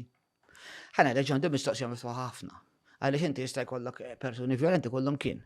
Però daw Le li kienu attivament violenti fisem il-Partit Nazzjonalista. Tissemma pereżempju l-istorja tal-Balavostri ta' Ħażebbuġ. Tispjegajlek malajr. X'ġara? Ma nafx kemm il-kumment għandi, mela. Meta kien hawn Jose Muscat u Jose Muscat spjega l-istorja tiegħu. Ma nafx kemm il-kumment, saqsih fuq il-Balavostri. Qed insaqsik fuq il-Balavostri. Issa jkollok ħafna u se jkollhom it-tweġiba, ħantu ilhom it-tweġiba. Mela, qabel l-elezzjoni ta' 1981, Ħażebbuġ il-Partit Laburista kien se jagħmel dimostrazzjoni kbira, kien ikollhom in-nies ħafna nies anke l-Partit Nazzjonalista ta'. Tajjeb, il-każin nazzjonalista ta' Ħażebbuġ taf fejn qiegħed inti ħdej il-Knisja fil-ġemp. Id-dimostrazzjoni tal-Partitarji Laburisti ma kellix tgħaddi minn qudiem il-każin nazzjonalista. Issa l-każin nazzjonalista kien imbarrat, kellu il-xarabanks tal-pulizija. U ġewwa kien hemm in-nies, kien hemm forsi 17 persuna, 20 persuna, il-każin kien magħluq, ma kien hemm ħadd fuq barra, id-dimostrazzjoni ma kellix tgħaddi hemm, allura ma kellux għalfejn għala trabil. Id-dimostrazzjoni kellha tgħaddi minn triq quddiem il-każin, il-ġemp, il-barra, x'ġara. Grupp ta' Partitarji Laburisti inqalgħu mill-folla u marru jattakkaw il-każin. U bdew jattakkaw, qabżu il-barriers tal-pulizija, l-pulizija m'għamlu xejn u kienu deħlin il-każin. Il-Partitarji Nazzjonalisti li kien hemm ġewwa ma kellhomx option li jiddefendu ruhom, telgħu fuq il-belt u tefaw il-Valabostri għal-isfel. L-Ampramorta, iżda mhux xi Valabostri, l-Ampramorta tefaw għal-isfel biex ibeżżawhom u ma jidħlux lejn il-każin. Fil-Kampnar kien hemm il-pulizija li jiġu ta' u bdew jisparaw fuq il-Partitarji Nazzjonalisti. Daw ħarbu. Laqtu l-ċad? Le, ħarbu u nqabdu. Ħarbu każini u mbagħad qalulhom issa ħorġu. Issa meta marru d-depo daw kienu ġan torturati. Imma torturati b'mod aggressiv. Torturati kif? Imsawtin bil-ġebel, bil-briks, imsawtin bl-aktar mod brutali. Kien hemm min għallhom ksirtu l-idejja, kellhom barmil kollu ġibs u daħħalilu għallu issa għaddilek. Għadaw għandi ritratti ta' tajjeb tortura. Tellawhom il-qorti, jakkużawhom għax hemm it-tajba, mela lil min mar jattakka l-każin ma tellawx il-qorti. Però lil daw in-nies li kienu ġewwa m'għamlu xejn. Akkużawhom li tefaw il-Valabostri għal fuq in-nies. Ngħidu l-akkuża, għamlu akkuża. Ma daw ħarġu liberati kollha. Il-qorti qaltilhom, intom kellkom dritt tiddefendu dilkom infuskom. Il-qorti. Għaw sentenza. Il-qorti qaltilhom għandkom dritt tiddefendu dilkom infuskom. Dritt tal-leġittima difesa. Ija stabbilit, inti għandek dritt, jekk inni x'nagredik, Ġon, inti għandek dritt tiddefendi proprjetà tiegħek, tiddefendi lilek innifsek. Tajjeb hekk m'għandekx dritt taggredini inti l-ewwel, imma għandek dritt tiddefendi. U hekk ġara ħażebbuġ, issa l-Partit Laburista jagħti impressjoni differenti. Imma din il-verità stabbilita l-qorti, stabbilixxiet l-qorti. Jiġifieri ma nistgħux. Il-qorti qalet ċaġa fuq daw inti Fuq it-tortura. Fuq it-tortura. Żgur. Issa daw mbagħad mhux daw biss. Ġiet provata ma t-tortura. Mhux daw biss kienu torturati, Ġon. Li ma f'dan il-każ. Kienu torturati, kienu provati daw in-nies. Ma provati għax kellek il-xie biex qed jagħtu xhieda n-nies li sfaw vittma. Le, għaliex meta kienu mbagħad jinħarġu, kienu jsirulhom it-testijiet mediċi u kien ikun stabbilit li qalaw id-daqqiet. Tajjeb hekk kienu jmorru jarawhom it-tobba u jkun stabbilit illi qalaw id-daqqiet. Hemm min ħa kumpensi fuq it-tortura. Hemm persuni b'diżabilità li kienu torturati ta' ma kellhomx limitu fl-aggressjoni tagħhom. Qed nitkellmu fuq stat polizzjesk, kien għalhekk użajt il-kelma stat polizzjesk. U daw ta' żebbuġ tal-Balafost. Żebbuġ u oħrajn. Li ħadu kumpensi. Ukoll ħadu daw kienu liberati, kien hemm min jien ngħid dak li kien jistħoqlu. Imma sfortunatament u probabbilment meta jisimgħu dan il-podcast se jerġa' jkollok. Imma l-verità dik hi il-dimostrazzjoni laburista ma kellix tasal taħt il-każi nazzjonalista u daw ma kellhomx option oħra x'kienu deħlin għalihom. U kull ma kellu l-bieb ħadejt kien veru, però tkissru biepu. Tisgassaħu, memx. Kemm kienet prevalenti, speċa mill-ktib tiegħek kien ħass li biex kienet xi ħaġa li kienet fl-arja, speċa li l-ħin kollu kien hemm din it-teddida li ħatfaqqa l-vjolenza. Kienet xi ħaġa li kienet kostantament taħsbu dwarha. Biża kontinwa. Kull meeting, aħna biex konna nitlu d-dar ċentrali. Dawnet kellna d-dar ċentrali kollha msakrin. It-twieq sakkarnihom kollha ħadid. Kollha ħadid Ġon taf kif ġifieri ta' esa kamp tal-da. Biex nidħlu ma konniex nitlu bil-bipewlieni ma konna kellna sajdor. Kellna persuni li jieħdu is-sigurtà tal-dar ċentrali, mhux l-ewwel darba li kienu jiġu d-dar ċentrali u jattakkaw id-dar ċentrali. Mux l-ewwel darba ġifieri il-biża fid-djar. Il-biża kien hemm mument fej partitarji nazzjonalisti instigaw huma l-vjolenza. Jiena naħseb illi l-partitarji nazzjonalisti kienu jafu illi l-Partit Laburista bl-iskwadristi tiegħu, speċjalment l-SMU u ċertu ħaddiema tat-tarzna u ċertu ħaddiem oħrajn, kien se jerbaħ fit-toroq. L-Labor dejjem ħajrbrilkom fit-toroq. Bifors, għax l-għonet kellhom il-pulizija. It-tininet kellhom grupp kbir ta' partitarji li kienu jwettqu l-vjolenza u di rajnija l-Florjana meta sparaw l-ewwel darba l-gass fl-arena ta' l-indipendenza. Rajnija l-Gudja, rajnija l-Zejtun, rajnija l-Marsa fid-diversi meetings li kienu konna l-Marsa, rajnija f-meetings ħalluqa, rajnija f-corner meetings il-Marsa, corner meetings, rajnija f-Birkirkara.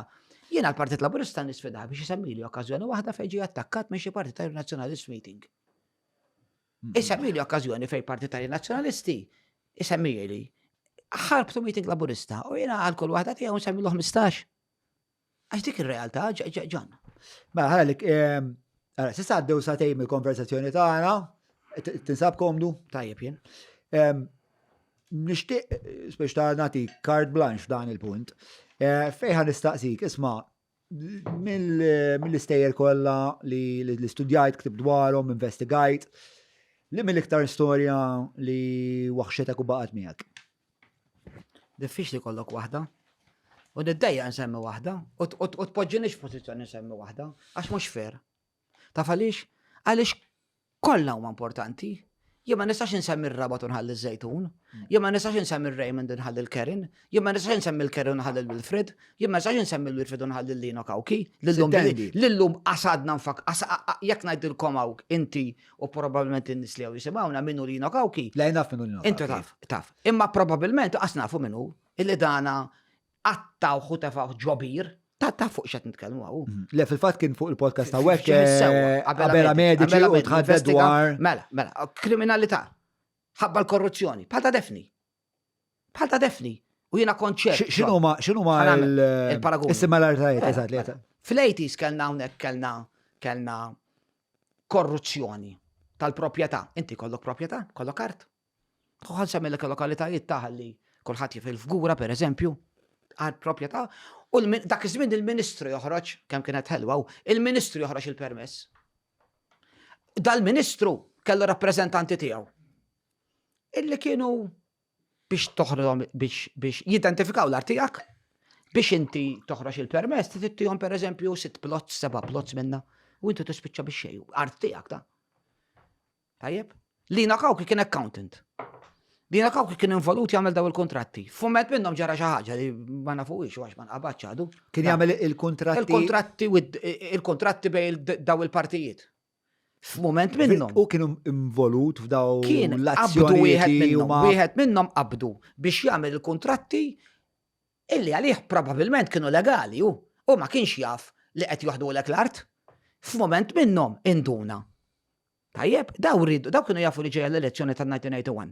U malaj rridu jeħelsu proprjetà kbira, art kbira, biex isiru daw il-manuvri. Tajjeb hekk, intaqgħu il-belt li naqgħu ħareġ briefcase partikolari illi ma nafux fiha li qatt ma kien juża qabel u mara l laqa. Min dik il-laqa li law li naqgħu kien ma dirx. Imbagħad il-briefcase tiegħu instabet iċ-Chadwick Lakes, vojta mid-dokumenti, wara xi snin kien hemm xi ħadd li kien qed itella l-ilma minn ġobir il-buskett u telaw il-fdalijiet ta' Lina Kawki imqatta. Lina Kawki qatel fiċ-ċirku ta' korruzzjoni għax kien jaf fuq il-korruzzjoni, għax ma riduħx da qattaw biċċa, u minn qattaw professional. Ġifieri minn qattaw l-ewwel qattalu jdejh. Kif qattaw l-annimali. Ġifieri kien jaf x'qed jagħmel. Tajjeb, ġifieri ma tqattax bl-amment, mela tqattax imkien li kellu l-apparat. Tajjebek biex kulħadd jifhem. Taħu daqqa f'rasu, qatluh, għamlu żball għaliex l-arma poġġewa mal-fdalijiet li taqbel kompatibbli. Unqatel f'daw iċ-ċirkostanzi u ma nstabx u għadu unsolved murder, imma nqatel f'daw iċ-ċirkostanzi ta' korruzzjoni. Imma uħut minn daw li kienu jaħdmu l-artijiet, meta Lina Kawki ma kienx għadu nstab, taf kif kienu medda. Jew ittina l-art jew jiġrilek bħal Lina Kawki. U ma kienx għadu nstab. U l-pulizija ma investigat xejn. Pulizija għamlet bħalma għamlet fuq ta' Defni. Tajjeb. U jien konċert li se jiġrijek, John. Jien konċert għax jien naf xira Lina Kawki u jiena kont qed nara l-pattern dwar il-korruzzjoni jiġri u wara x'ġara. Ma investigajniex Lina Kawki, ma investigajniex il-Wilfred Cardona, ma investigajniex il-Karin Grek, ma investigajniex il-Raymond Caruana, ma solvejna l-ebda każ, is-soċjetà nsiet. Jien xi kultant bqajt nitkellem isni waħdi fid-deżert. Nitkellem anka fil-partit tiegħi. Għalfejn bqajt anka fil-partit. Għalfejn bqajt Għax ġan l-istonku. Għax ma niflaħx nara din l-inġustizzja għaddejja, għalhekk tibt il-ktieb, għaliex xi ħadd irid jitkellem. Għaliex bqajt kważi mhux kważi, imma wieħed mill-ftit li nitkellem fuq Lina Kawki, fuq Wilfred Cardona, fuq Karin u fuq Raymond, għaliex? Għax nemmen li hemm bżonn issir ġustizzja, għax nemmen li hemm bżonn jingħalqu daw il-kapitli. Ma għadek fit-tama li ssir ġustizzja? Jiena nemmen illi fuq diversi każi minnhom jistgħu jissolvew.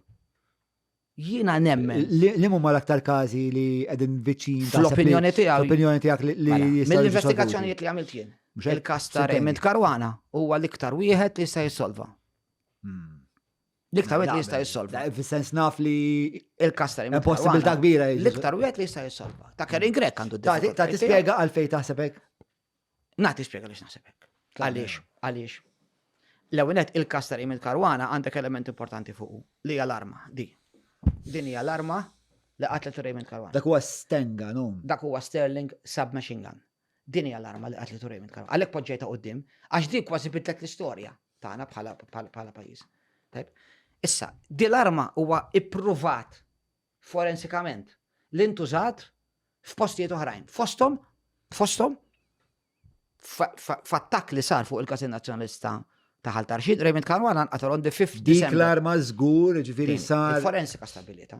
Forensika ballistika stabilita. Intużat. Il-Gudi on the 5th u Ħaltarxid on the 1st. Erbatin.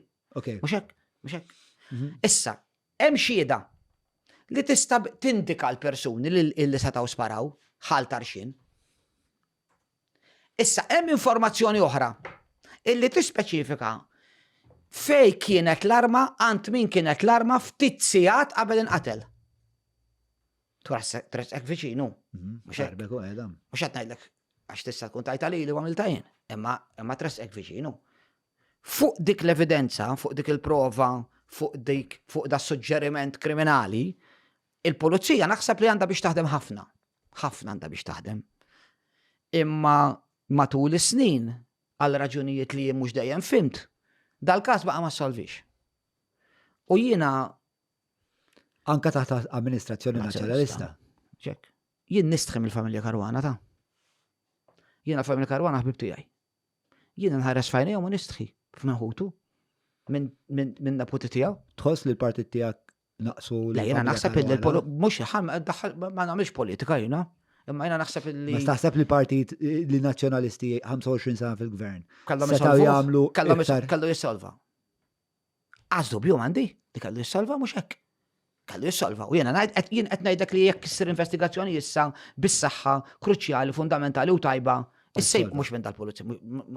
Żomm. Mhux l-aġġettivi tiegħek. Mhux bil-kummissarju li issa, għax mhux se jissolva, da jgħidlek mhux ħaninvestiga kif ma ninvestigax il-steward. Tajjeb hekk, imma jista' jissolva Raymond Karwana. U nkunu għalaqna kapitlu kruċjali u importanti għall-istorja politika. U jien ma nafx se jkun l-eżitu għal-kemm għand indikazzjonijiet, imma kellna xieda illi kienu lesti jixdu. Mela, Dwane, il-Patreons ti għandhom qed nara telajn il-mistoqsijiet, mistoqsijiet għalik xieġu mistoqsija wkoll mill-udjenza tiegħi. Però qabel ma nagħmel dik id-digressjoni nixtieq nistaqsi minn fejn wieħed jista' jġib il-ktieb tiegħek. Ħanajdlek ġan l-ewwel nixtieq nippreżentaħulek dan il-ktieb. Dan il-ktieb m'għadux fiċ-ċirkolazzjoni. Sewa. Però kif qedlek il-bieraħ u nixtieq. Dana imbijaw imma kont id-dar u ftaħt unit u sibt isu 60 minnhom. Proset. U għamiltom hardbound u allura dawk li jixtiequ li jakkwistaw dan il-ktieb kull mandi vera ftit. Kull ma jridu jikkontattjaw lili, Facebook, Messenger u nistgħu nakkwistaw jgħid. U naħseb li inti ħaqek li kollok wieħed. Ħaqek. Napprezza li taħseb li nekkwalifika. Ħaqek iva. Ma tiħferma hu. Issa ntwilu mela le. Issa hemm xi mistoqsijiet. Ejja taħ nibda nistaqsi l-mistoqsijiet tal-Patreons tagħna li deħlin bil-mod il-mod, Ġulina tiwieġeb il-xi wħud minnhom.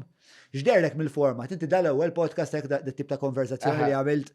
Jiena di l-ewwel podcast tiegħi jiena oġobni l-mod informali kif inti tagħmel il-mistoqsijiet. Jiena kont ċettiku, kont kritiku fuq ċertu programmi li rajt qabel li ħassejt illi hawnhekk kellek mistednin illi letteralment kważi dawru l-istorja, issa hemm probabbilment min jgħidlek Dwane qed idawwer l-istorja kollha imma mhux hekk. Imma nassigurak John, nassigurak illi mhux hekk. U naħseb illi dan huwa format illi fih tkun komdu pero m'intix komdu, u hekk għandek tkun, għax il-mistoqsijiet imma tkun komdu, ma fl-istess ħin m'intix komdu. Eżatt. U naħseb tajjeb. Jiena nipprova illi kemm jista' jkun nistaqsi mistoqsijiet li huma kritiċi u interessanti għall-udjenza. U leġittimi, eżatt, u li huma ġusti. Mela. Biex meta saqsejtek il-mistoqsija li ħassejt ħarġet naqa' sensazzjonali. Biex anka jen indbaħt kem t-tider li jett nitfall klim fħal taf kif. U li prova, insomma. Naħseb li għaw spazju importanti ħafna għal dat tip ta' podcast illi jirriċerkaw. Naħseb ukoll però illi għandkom titħlu iktar fl-element storiku. Naħseb illi l-Poplu Malti huwa nieqes minn ċertu programmi li jittrattaw x'ġara anka fl-istorja riċenti ta' ġifieri. Qed nagħmlu l-attentati tagħna. Naddu sal-patruni jistaqsu miġjuba li l-kom il-bibtana tal-Browns, partikolarment mis-servizz tal-Gut Health li jena u l-mara t-nejna mill-nieħ u li bieħ rajt riżultati inkredibilment tajbin meta nġu għall-enerġija, meta nġu għall-attitudni, mood swings u għaffarit minn da l-irqat tijib ħafna. Bazzikament, il-test huwa partikolari imma mbagħad jisirlek riżultat li huwa pjuttost elaborat u sofistikat fejn inti jispjegawlek il-microbiome tal-gatt tiegħek x'inhi Konsegwenza, l-specialist li inti tiltaqa' meta ngħid specialist mhux qed ngħid professuri ma xi ħadd li speċjalizza f'dan it-test, jgħidlek isma' dan qed jindika li inti għandek ċertu bakterja li qiegħda fiż-bilanċ ma' bakterji oħrajn, eċetera, eċetera, u mbagħad minn hemmhekk joħorġu istruzzjonijiet ta' li huma l-aqwa ikel għalik u li huma l-ikel li għandek tevita. Konsegwenza, ħajtek titjieb. Għatlaqna jien u Dione Borċ u l-patruni jistaqsu. Mela, Julian, italla li l-ewwel set mistoqsijiet. Mela, Sean Micallef Vassal jistaqsi. Ħanieħdu digressjoni lura għal dak li konna qed ngħidu fuq it-tielet partijiet, etc. Mela, minimum thresholds for third parties have been proposed in the past. Cyrus Engirer has recently mentioned this too. What is Dione's stance? What are they willing to do to help a third party? Ħanajlek, jiena ma nitlaqx mill-konċett ta' x'sennejn, jien mhux nejn lill-partiti politiċi, jien nagħtu spazju għal-opinjon, għal-formazzjonijiet politiċi oħrajn, għax pajjiżi barranin, għandhom formazzjonijiet politiċi li mhux bħal partiti tradizzjonali ġon, imma u forsi nistgħu nimxu hemm ukoll.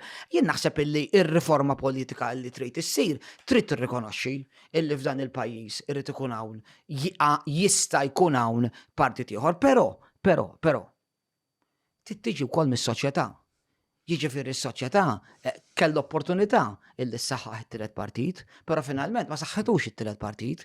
Allura naħseb illi jrid ikun hawn iktar forsi kampanji b'saħħithom jekk naqblu li għandu jkun hawn it-tielet partit, x'se jirrappreżenta t-tielet partit. Inti tara vantaġġi fli jkun hawn tielet partit? Għatlek Ġon, jekk it-tielet partit iġib stabilità, jien m'għandix diffikultà li jkun hawn it-tielet inti. Ma differenza bejn ma għandekx diffikultà għal. Ma għandix diffikultà. Naħseb li hemm vantaġġ li. Ma narax diffikultà. U jista' jkun hemm vantaġġ fit-tielet partit, però rridu nifmu illi t-tielet partit għandu responsabbiltajiet kbar li joffri alternattivi. F'dal mument jiena m'iniex qed nara illi għandna dat tip ta' alternattivi b'saħħithom biżejjed illi n-nies għax kieku nistmura t-tielet partit, għax għandna t-tielet partit. Imma mhux daqshekk fl-appoġġ. Għalfejn taħseb li n-nies ma tmurx għat-tielet. Forsi għandek iktar nies li qed jastjenu, għandek iktar nies li qed jaħsru l-vot. Ma jmorrux xu. Kien hemm żieda mela jekk inħarsu forsi statistikament u jiena ġifieri naqbel miegħek li t-tielet partit u l-ilna indipendenti inħoss li kultant huma ftit kakafoniċi bejniethom, huma ftit diżorganizzati. Ġifieri hemm daw anke l-partiti kbar ikunu hekk ta'. Ġifieri ma noqgħodux. Imma mbagħad qasandhom ir-riżorsi li terġa' għandhom il-memorja istituzzjonali, hemm ħafna minn dawn il-problemi. Which is very important. Which is, yes, to have roots is important. Jrid dik xaġa li naqbel mal-konservattivizmu. Mela, meta inti tħares lej il-landscape, jekk tara l-aħħar elezzjoni, inti kellek irdupjar ta' nis li ma votawx, irdupjar ta' nis li ħassru l-vot u irdupjar ta' nis li votaw it-tielet partit. Ġifieri, it-trends qegħdin imorru lej hemm dal-moment fej n-nies qed jinfatmu naqra iktar mit-tribalizmu għax id-deli votek. X'taħseb li huwa nieqes biex tielet partit jipperswadi biżejjed. Naħseb illi politiċi ta' profil, politiċi ta' personalità u naħseb illi kredibilità politika. X'għamel politiku ta' profil? Nsodi mhux il-mistoqsija tiegħi, sorry. Mela. Mela. What are they willing to do to help? Ħanerġa' nsaqsilek, ħalli nara li weġibni l kollha, mela. Sean Micallef Vassal huwa xi ħadd li qiegħed hemmhekk fil-każ identifika ruħu. All right, grazzi. Mela, minimum thresholds for third parties have been proposed in the past. Sarah Sanger had recently mentioned this. Ġifieri inti għalik jekk ikun hemm national threshold. Inti favorija. Ma nsibx diffikultà le. Le, basta tkun waħda daqsxejn b'saħħitha daqsxejn qawwija daqsxejn. U li tkun ġusta anke mal-partit iż-żgħir, jiġifieri mhux tagħmilhom possibbli inkella tagħmel xejn. Tagħmilhu tagħmel però mbagħad miegħu. Trid tkun razzjonali u jrid tkun hemm ir-responsabilità wkoll, jiġifieri jekk inti ħaġġib threshold nazzjonali, u mbagħad tiġinix kif għadna l-ewwel, tiġix politika li se ġġib instabilità, għax dal-pajjiż ma jiflaħx instabilità. Għalhekk tkellimt fuq il-kredibilità u fuq profil. Ġifieri inti qed tgħid li jridu jkunu politiċi li għandhom forsi track record. Taħseb li jemmaw ħafna nies ma ndirnexxix ma nsaqsix mhux tiegħi mistoqsijiet. Mela. Alright, il-mistoqsija li jmiss. Anonimu għallek. Eddie was in Parliament after Barrani incident. Labour went for him even in Parliament. Ekku. What was that story? How did they react? Ok, mela, fil-budget X'daħlu għalih il-Parlament? ħanfemek. Ismani, Wildu. ismani. Eh. Daw suppostafhom, Ma għamilx istra l-istudju tiegħi. Suppostafhom. Mela, Batni ismani. ser. Ewej, għajt nitċajta. Ismani. B+. Mela. Kellna l-budget tal-86 għas-sena 87. Il-budget dak iż-żmien kien ikun preżentat f'Diċembru. Tal-Barrani morna 29 November 1986. Raymond Caruana qatel 5 December. Kien hemm il-budget f'xi 13 għandikum. Edi Fenek Adami għam jagħmel id-diskors tal-budget ġon il-Parlament, tensjoni straordinarja. Il-Parlament kienu jissawtu n-nies. Il-Partit Laburista kien jimla l-Strangers Gallery bin-nies u kien hemm deputati li ssawtu ġo sessjoni plenarja.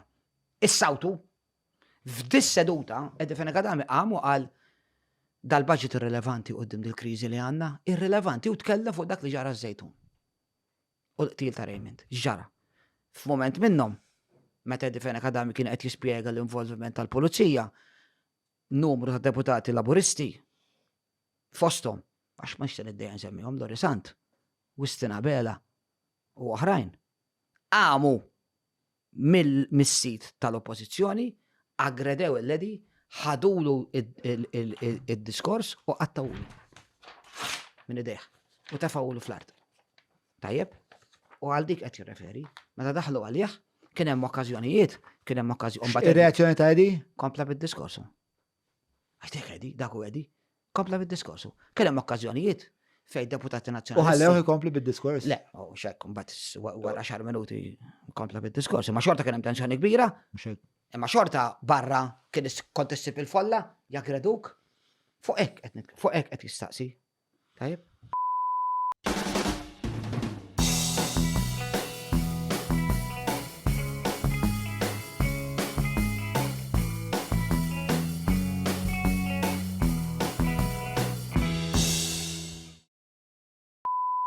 Ian Merċieqa li huwa dak il-mudell tan-nofs. What is Dione's opinion of public inquiries similar to what is happening this week in Ireland? Is a public inquiry better than a police investigation? It-nej rridu jimxu fl-imkien.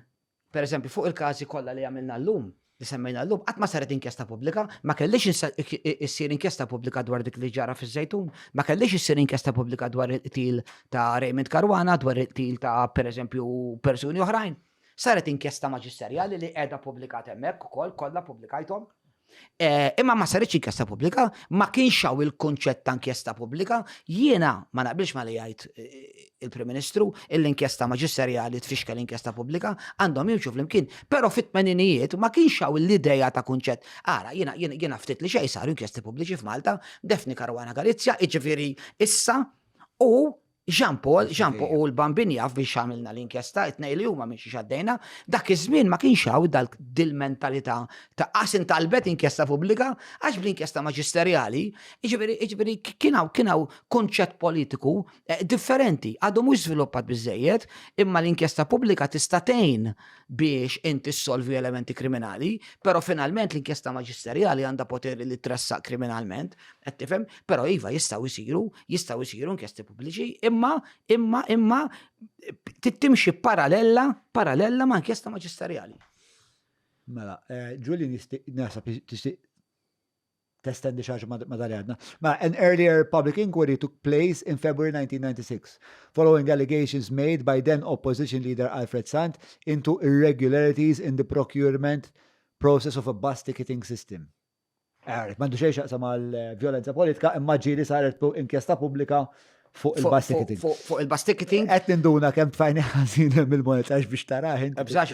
Tittaqbes il-korona. Bżax, imma teething problems. dik l-inkjesta pubblika, dik kienet tagħmel il-xuż il-kbar li l-Partit Laburista mexxa fil-kampanja tal-1996, imbagħad ir-riżulta illi ma kien hemm xejn minn dak li qal il-Partit Laburista. Il-Partit Laburista il-Gvern Laburista spiċċa ma ħax passi dwar dak il-każ U dil-inkjesta spiċċat iva veru għandu raġun, inkjesta pubblika kienet saret dwar dak il-każ, però ma kien irriżulta xejn illi kien hemm dak li kien allega il-Gvern Laburista dwar il-past. Ġieli kien hemm affarijiet li l-Gvern Laburista allega f'termin ta' korruzzjoni fuq il-Partit Nazzjonalista li kellu raġun?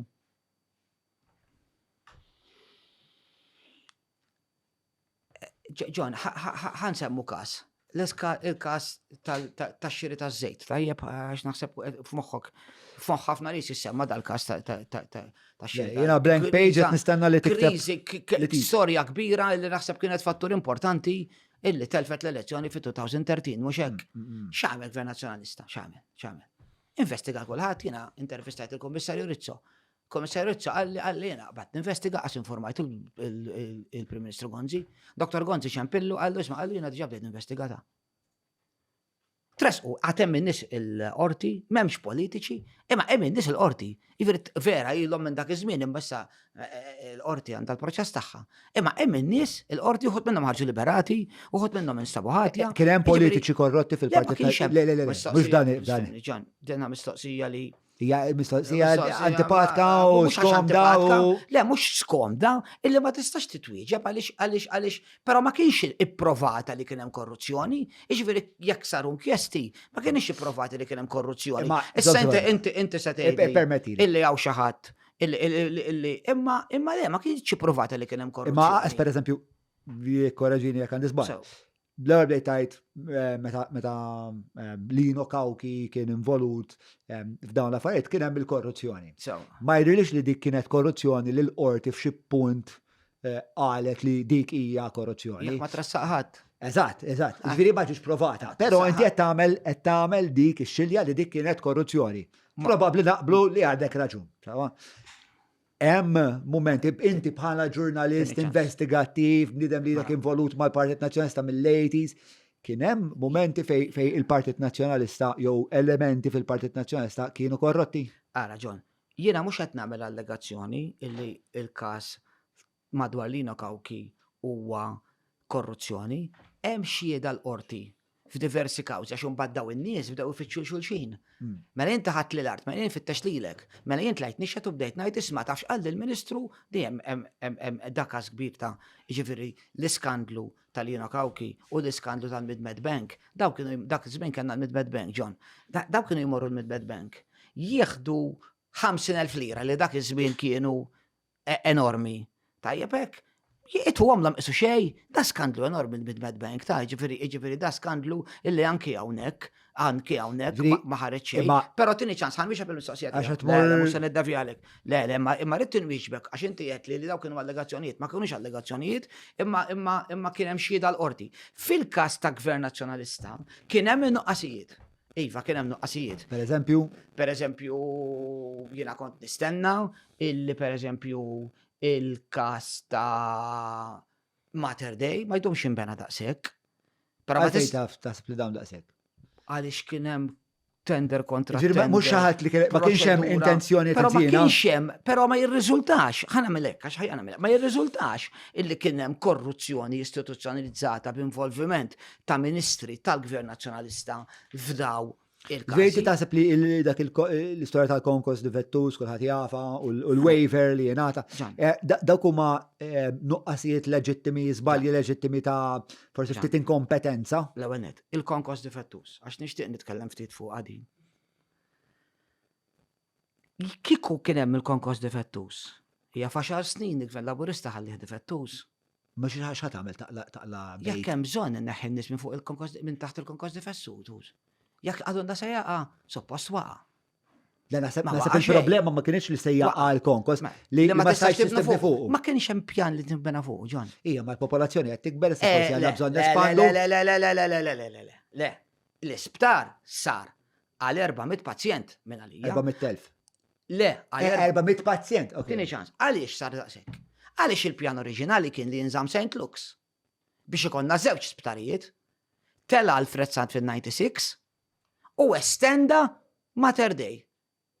Ek ġara fil-96 Alfred Sant qal jiena mhux se nimxu fuq dal-pjan. Kellu dritt mhux pjan ħażin, deċida li tal-pajjiż ma ikollu żewġ pajjiż ikollu wieħed. Biex ġviri, inti tajt li m'għandniex nippjanaw, biex ta' m'għandniex ikollna soqfa Le, mhux- illi forsi Le, għadha l-ewwel pita net- dan xogħol nibnu fuqhom. Le, jiena qed ngħid illi l-esperti mediċi bnew sptar għal 500 sodda, 400 sodda.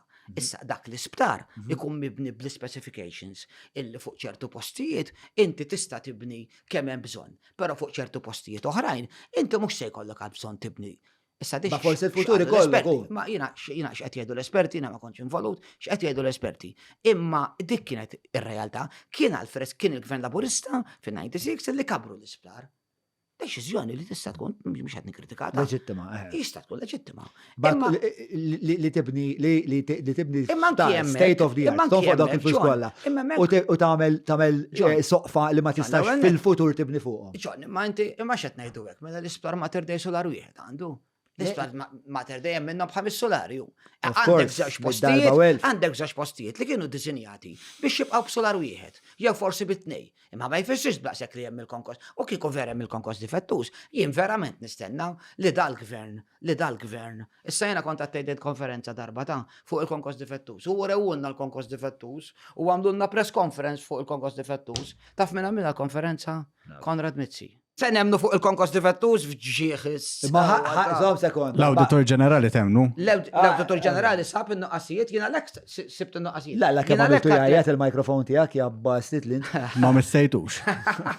Jiena lek għatlek illi kun hemm il-nuqqasijiet, mela, stabilixxejta. Però diet għal-konkos difettus, il-Gvern Laburista ġan fa' xar snin ma ħax pass wieħed biex isaħħaħ il-konkos difettus u naħseb illi kellu jieħu passju. Dina l-konkos ħajja. Ma huwa difettu ġoli. Jien nista' ngħidu l-Gvern Laburista qed jgħid li kien difettus ma għamel xejn.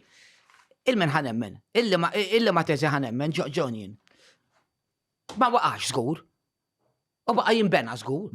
U baqa jikber żgur. Ma Ġiljan, inti qed li l-Awditur Ġenerali, mela, aside from governance concerns relating to the manner by which the waiver clause was introduced, the NAO's attention focused on the resulting implications of this change, with governments exposed to significant risks arising from latent defects and left with severely limited means. Imma dik u li għax differenti. Biex il-NAO ma jgħidx emmek, mux għat jgħid illi hemm il-konkos difettus, pero jekk issiba, nħu gost nigrilli aħna fuqha. Mela, ħanaddu. Jekk titissib tal-konkos difettus, naħseb li trid fittex. Konrad Mizzi, 2013. Le, ma għana interessan xajt l-NAO. Għana interessan xajt l-NAO. Għax inti bil-raġuni għed tiskredita. li mux kredibli? Jimma ċej, titfallix klim fħalqi, naqbel li edi bnidem kbiru vizjoni mi brillanti għed jgħid ċertu anonimu. Il-medja laburista semmi żewġ momenti partikolari ta' edi. Wieħed tal-laqat tiegħu ma' Zepp il-ħafi u liħor ta' Kwejros. X'taħseb fuq dan? Mela, nibdew b'ta' Zepp il-ħafi. Mela. X'ġara? Edi kellu konsulent miegħu, Richard Kakija Karwana. Illi kien il-right hand man tiegħu, l-assistent personali Ħafna tiegħu. għadu li kien imexxi l-pajjiż. Kien kellu, biex hekk kellu kapaċità ħila, negozjatur ewlieni fl-Unjoni Ewropea nitkellmu. Issa, f'dak iż-żmien kien hawn problema kbira ta' droga. Richard Kakija Karwana kellu informazzjoni dwar kif kienet qed tiddaħħal id-droga f'Malta. U passi. Gravi, serji, u ġi aggredit. Kif ġi aggredit? Billi grupp ta' persuni ta' daqqa ta' sekkina biex joqtluħ l-imdina ħdejjar tiegħu. U ma biex, għax veru għal ħabbu għal millimetru l-sekkina. Attentat politiku fuq l-assistent tal-Prim Ministru minħabba daw il-każi. Edi Fenek Adami. Kif għamil f'diversi każi ieħor u tista' tikkritikaħ. Tista' tgħidli għandu Prim Ministru jidħol biex pereżempju fil-qtil ta' Raymond Karwana, Edi Fenek Adami kien għadda informazzjoni l-pulizija. Ma qrib għafu. Mela, f'dal każ ukoll kien hemm dal-persuna, Zepp il-ħafi, Joseph Fenek, illi fis-snin qabel kien ikun wieħed milli kien ikun ma' Edi Fenek Adami fl-80s, illi kellu informazzjoni dwar dal-każ. U da Zepp il-ħafi kien kellu reputazzjoni ta' kriminal. Kellu pedina kriminali. Ma nafx kellu xina. Zepp il-ħafi kellu pedina kriminali. Sibili. Pero Kellu jena. storja Pero kriminali. jena ma nafx, sinċerament qed ngħidlek. Ismani, John. Pero, mela, Edi waslet informazzjoni li da Zepp il-ħafi, tajbek, kellu informazzjoni biex jaddi għal-pulizija, u kienet kruċjali. Edi ħass. Essija responsabilta li tieħu deċiżjoni li tieħu inti, tista' taqbel, tista' ma taqbilx. Edi ħass illi din l-informazzjoni kellu ġiba għaliex Zepp il-ħafi ma kienx dispost li għal pulizija. Allora Edi intaqa' ma' Zepp il-ħafi. Għadda l-informazzjoni u Edi ta' dil-pulizija.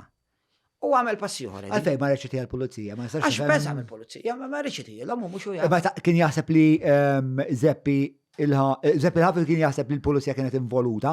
Le, ma kienx involuta pulizija. Ma mux Ma kienet jibza. pulizija, forsi jibza jinna, ma nastax mwix, megġan, ma nafx għalfix kienet jibza, pero ma marx għand il-pulizija. U l-informazzjoni kienet dwar dal-attentat taqtil. Mela, Edi, mar għand il-kabinet, marda, u ħarġet proklama biex Zeppi ma jkunx proċessat fuq xi każi, jew fuq dal-każ, u jikxef Li sob ta' differenza jekkux fuq xi każi u fuq dal-każ. fuq dal-każ. Zepp il-ħafi kien involut? fuq dal-każ. Kien jgħid li kien involut? Kien jaf, mhux kien involut. U ma jgħidx li kien involut. Imma kien jaf. U xiet fil-konfront ta' dil-persuna, bir-riskju kollha li ġib magħha xieda kontra daw in-nies. Xiet fil-konfront ta' persuna oħra li wkoll kienet traffikata u Li kienet traffikanta. sorry, li kienet allegat, kienet akkużata bit-traffikar u ħarġet liberata. Da twet ma kienx it-tifel ta' xi brigadieru L-akkużat kien it-tifel tal-brigadir. li għamel l-attentat. Le, l-akkużat illi għamel l-attentat kien it-tifel tal-brigadir. Tifhimni Ġon. Saret kampanja fuq dal-kas kbira ta' fejs politika d-defset u jena ma niddeja xej li ikunu kritikati daw id-deċiżjonijiet, pero saret kampanja kbira. Xġara, dal-persuna ħares liberat. Fuq il-bażi. Fuq il-bażi li il-pulizija il-ġurati ddeċidew li ma kienx hemm l-evidenza neċessarja jew dal-persuna imma ħares liberat.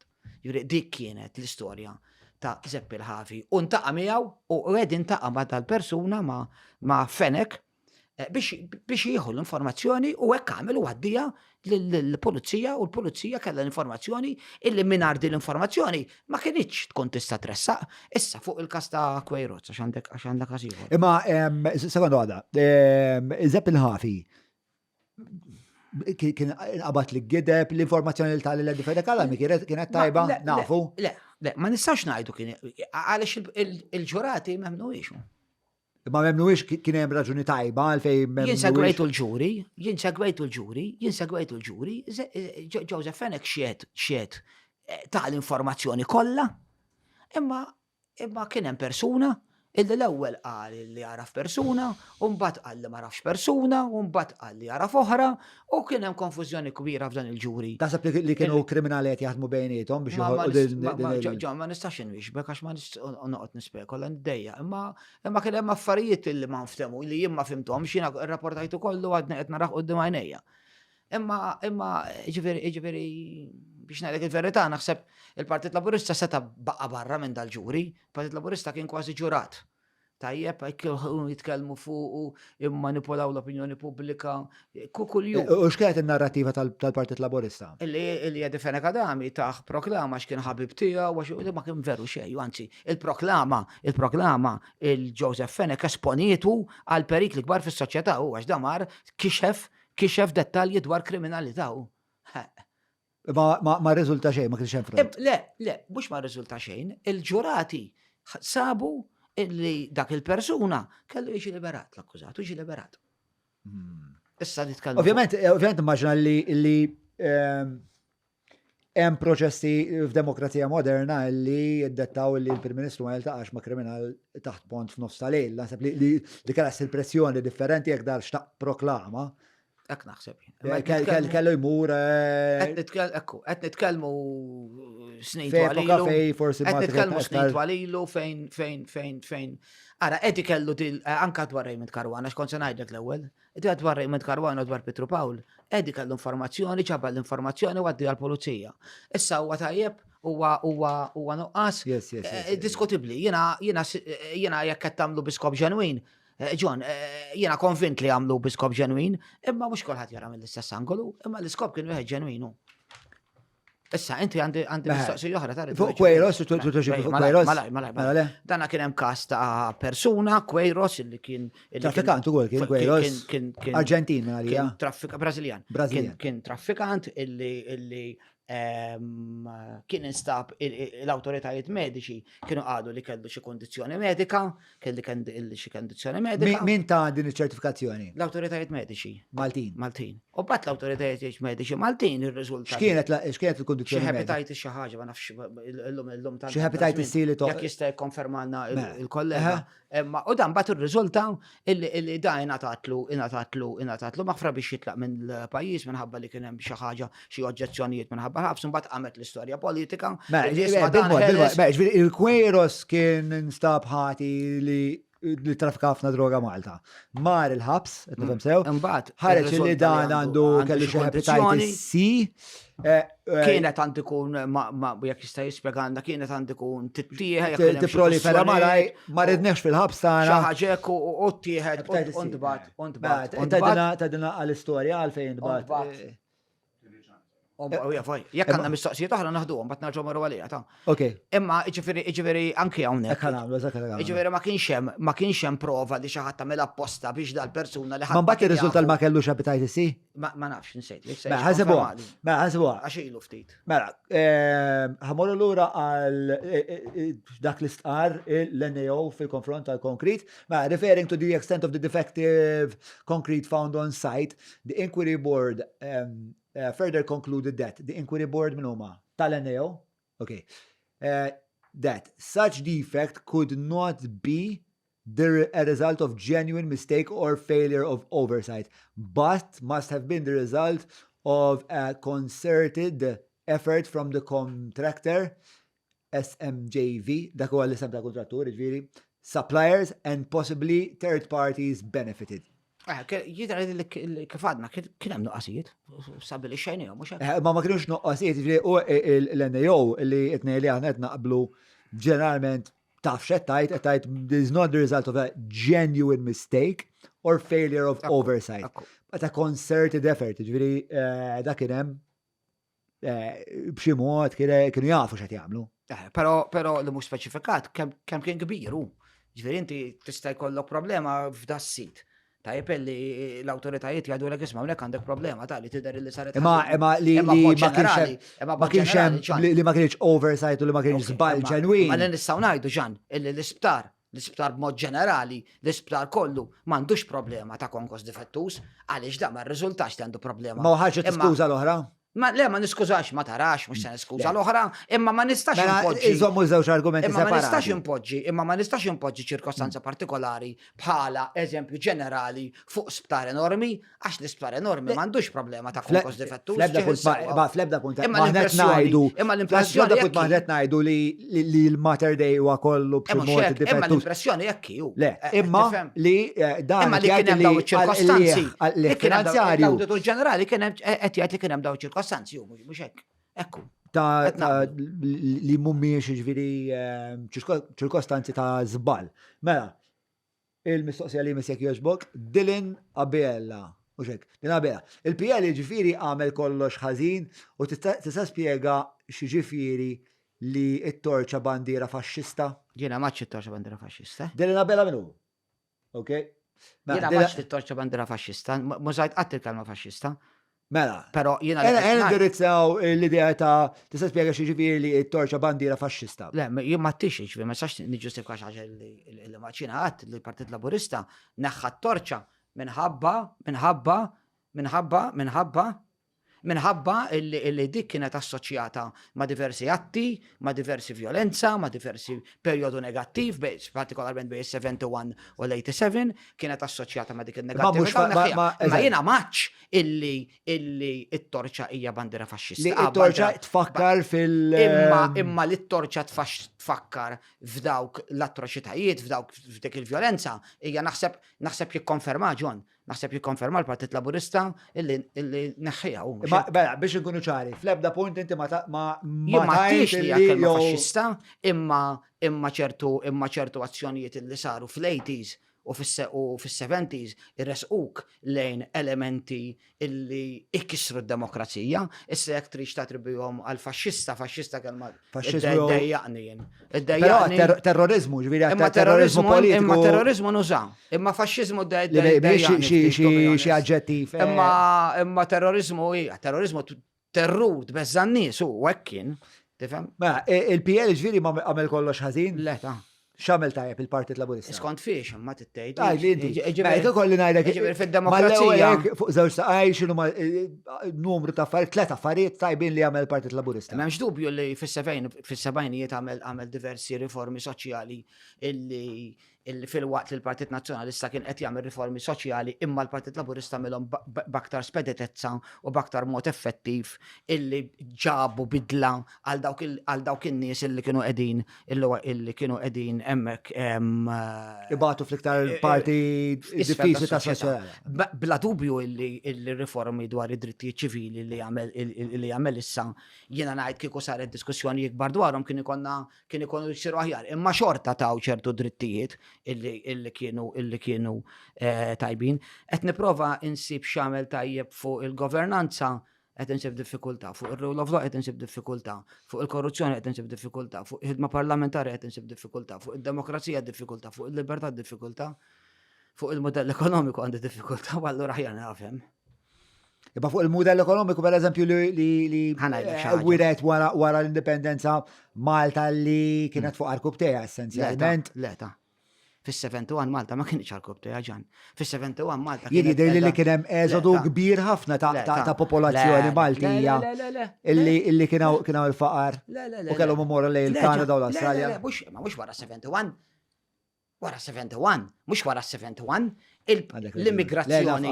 L-immigrazzjoni bdiet ħafna qabel, mhux wara 71, issa, ħalli nkunu ċari, mhux qed ngħidlek illi meta tela l-Gvern Laburista fis-71 da beda jagħmel kollox ħażin. Jien qed ngħidlek illi biex jagħmel ċertu riformi tajbin il-Gvern Laburista ma kellux għalfejn jagħmel dak l-affarijiet ħżina kollha, jiġifieri biex il-Gvern ta' Joseph Muscat daħħal id-drittijiet ċivili, ma kellux jagħmel issir dik il-korruzzjoni kollha, ma kellux għalfejn qatlu n-nies. U di ma nistax nifhem għaliex il-Partit Laburista biex jagħmel riforma tajba imbagħad qisu diametrikament oppost irid jagħmel dak li jagħmel fl-80s u dak li jagħmel fis-70s. Jiena di ma nifhimx. Ma mhux qed ngħidlek li jagħmel kollox ħażin, ħadd ma jagħmel kollox ħażin John, ħadd. Dion qal li l-flus tan-net dejjem daħlu b'mod legali u trasparenti. Storja minn 2017 li tinvolvi DB Group tindika l-kontra. Ara, l-istorja dwar id-DB Group kien qed jagħti sponsor, kien qed jagħti reklamar lill-medja tal-Partit Nazzjonalista. Però di xi ħaġa li Silvio De Bono jiġħad kategorikament. Le, imma kien hemm bad fil-fatt it-tmexxija tal-Partit Nazzjonalista f'dak il-perjodu kienet waqfet dawn it-tip ta' sejħilhom inti sponsors, sejħilhom inti reklami.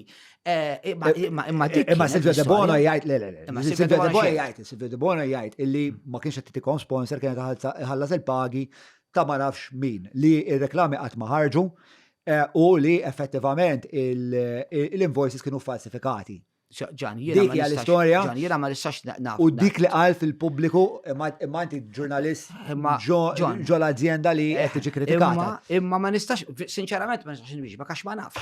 Ma tafx qal pubblikament Silvio De Bono? Jiena illi naf il-pożizzjoni kienet illi jekk kif ħarġet l-istorja dat tip ta' ħlasijiet twaqfu, imbagħad ħarġet l-istorja b'verżjonijiet, però diki sa fejn nista' nitkellem. Ovvjament jiena bħala bniedem li interessani li l-leġittimizzazzjoni tad-demokrazija tiegħi qatt ma nista' nkun naf li dak li qed tgħid inti huwa fil-fatt minnu Għax m'għandniex vista, m'għandniex ottika ta' il-flus li huma deħlin fil-media link. Din hija xi ħaġa illi naf ħafna nies li turtom li tinkwitaw fuq il-Partit Nazzjonalista.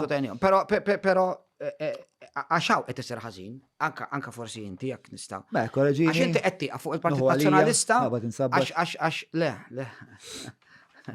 Imma taqafx fuq il-Partit Nazzjonalista. Le, ma mhux ma tkunx fair. Le, tkunx fair. Jiena saqsejt għal Clyde Caruana fuq it-televiżjoni dil ħaġa. X'qallek? Għalli le qatawli men.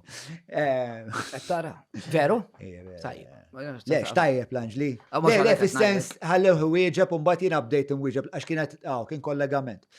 U bedajta xaħna ħaniġbru it-taxxi ta' kulħadd, eċetera. U fil-fatt hekk qed isir Partit Nazzjonalista. Ħanajda l-istorja tiegħi issa ħallejtek titkellem għatlek minn fejn tistgħu tixru ktit. U għatlu tajjeb nħogos li għatixbor iktar taxxi, forsi nagħmlu iktar proġetti soċjali u sbieħ, għatlu ma tista' tgħidli it-taxxi li għandkom tagħtu intom bħala il-wan dovuti lejna. X'ta tagħmlu bihom? Beda jitkellem, insomma, beda jġibni sarraħ rasek li kulħadd se niġbru sal-aħħar 1 cent. U bat kif beda jwieġi, speċa provajt tarġa tagħmel mistoqsija. Għat nindunat nitkellem ma' screen void. Fuq it-taxxi li nista' ngħidlek illi l-Partit Nazzjonalista għamel skema mad-Dipartiment tal-Taxxi. Ma taf kemm tagħmlu minnhom dawk taf li kulħadd jaf kull minnu fin-negozju jaf. Ma qasat jitħallsu kull darba terġgħu tmorru għand il-kummissarju u tgħidulu naf li dik id-darba ma żammejniex Nazzjonalista qed iħallashom it-taxxi tiegħu. Imma hemm retrati. Issa hekk is-sitwazzjoni, imma qed jitħallsu pagamenti illi qed isiru. Nixtieq nara iktar dettalji dwar dan.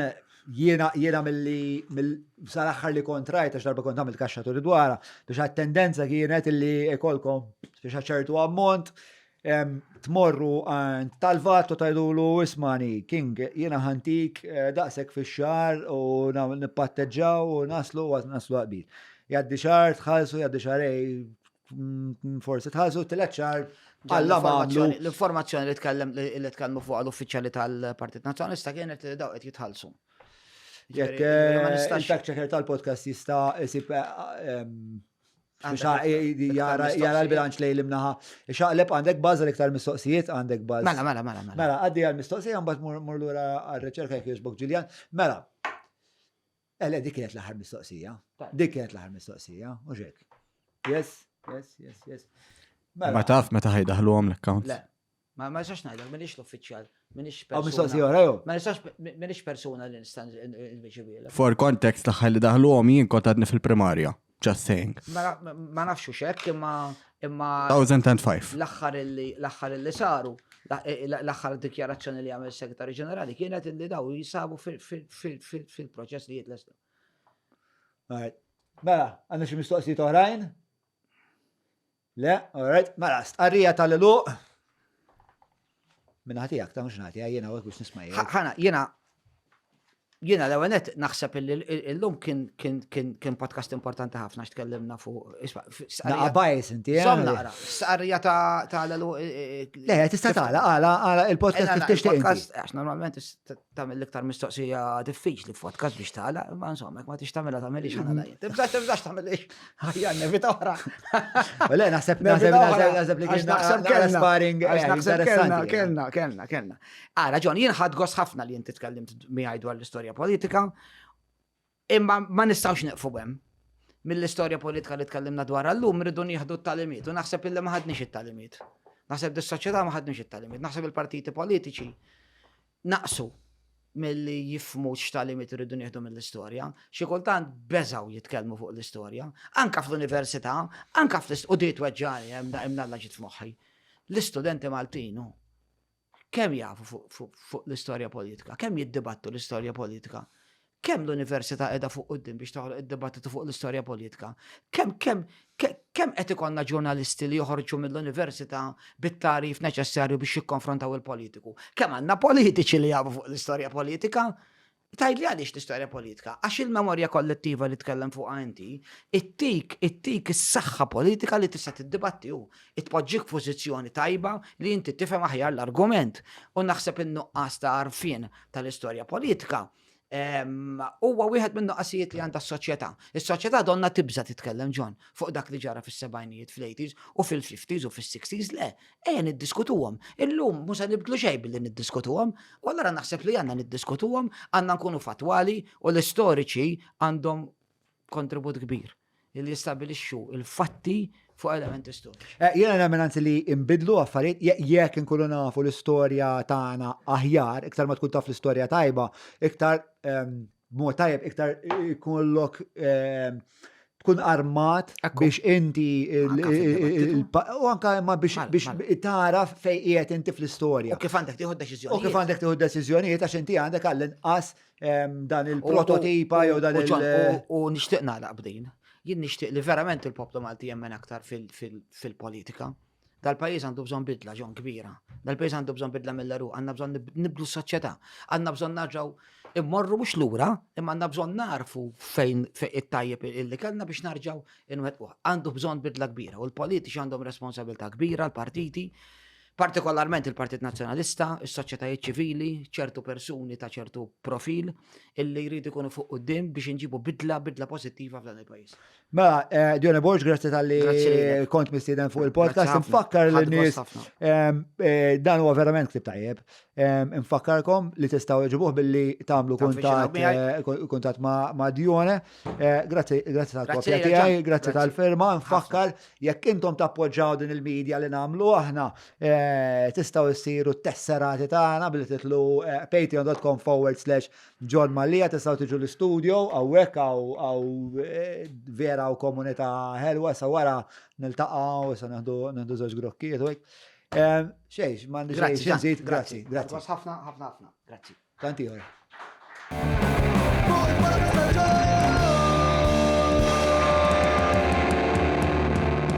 Mela, tlaqna?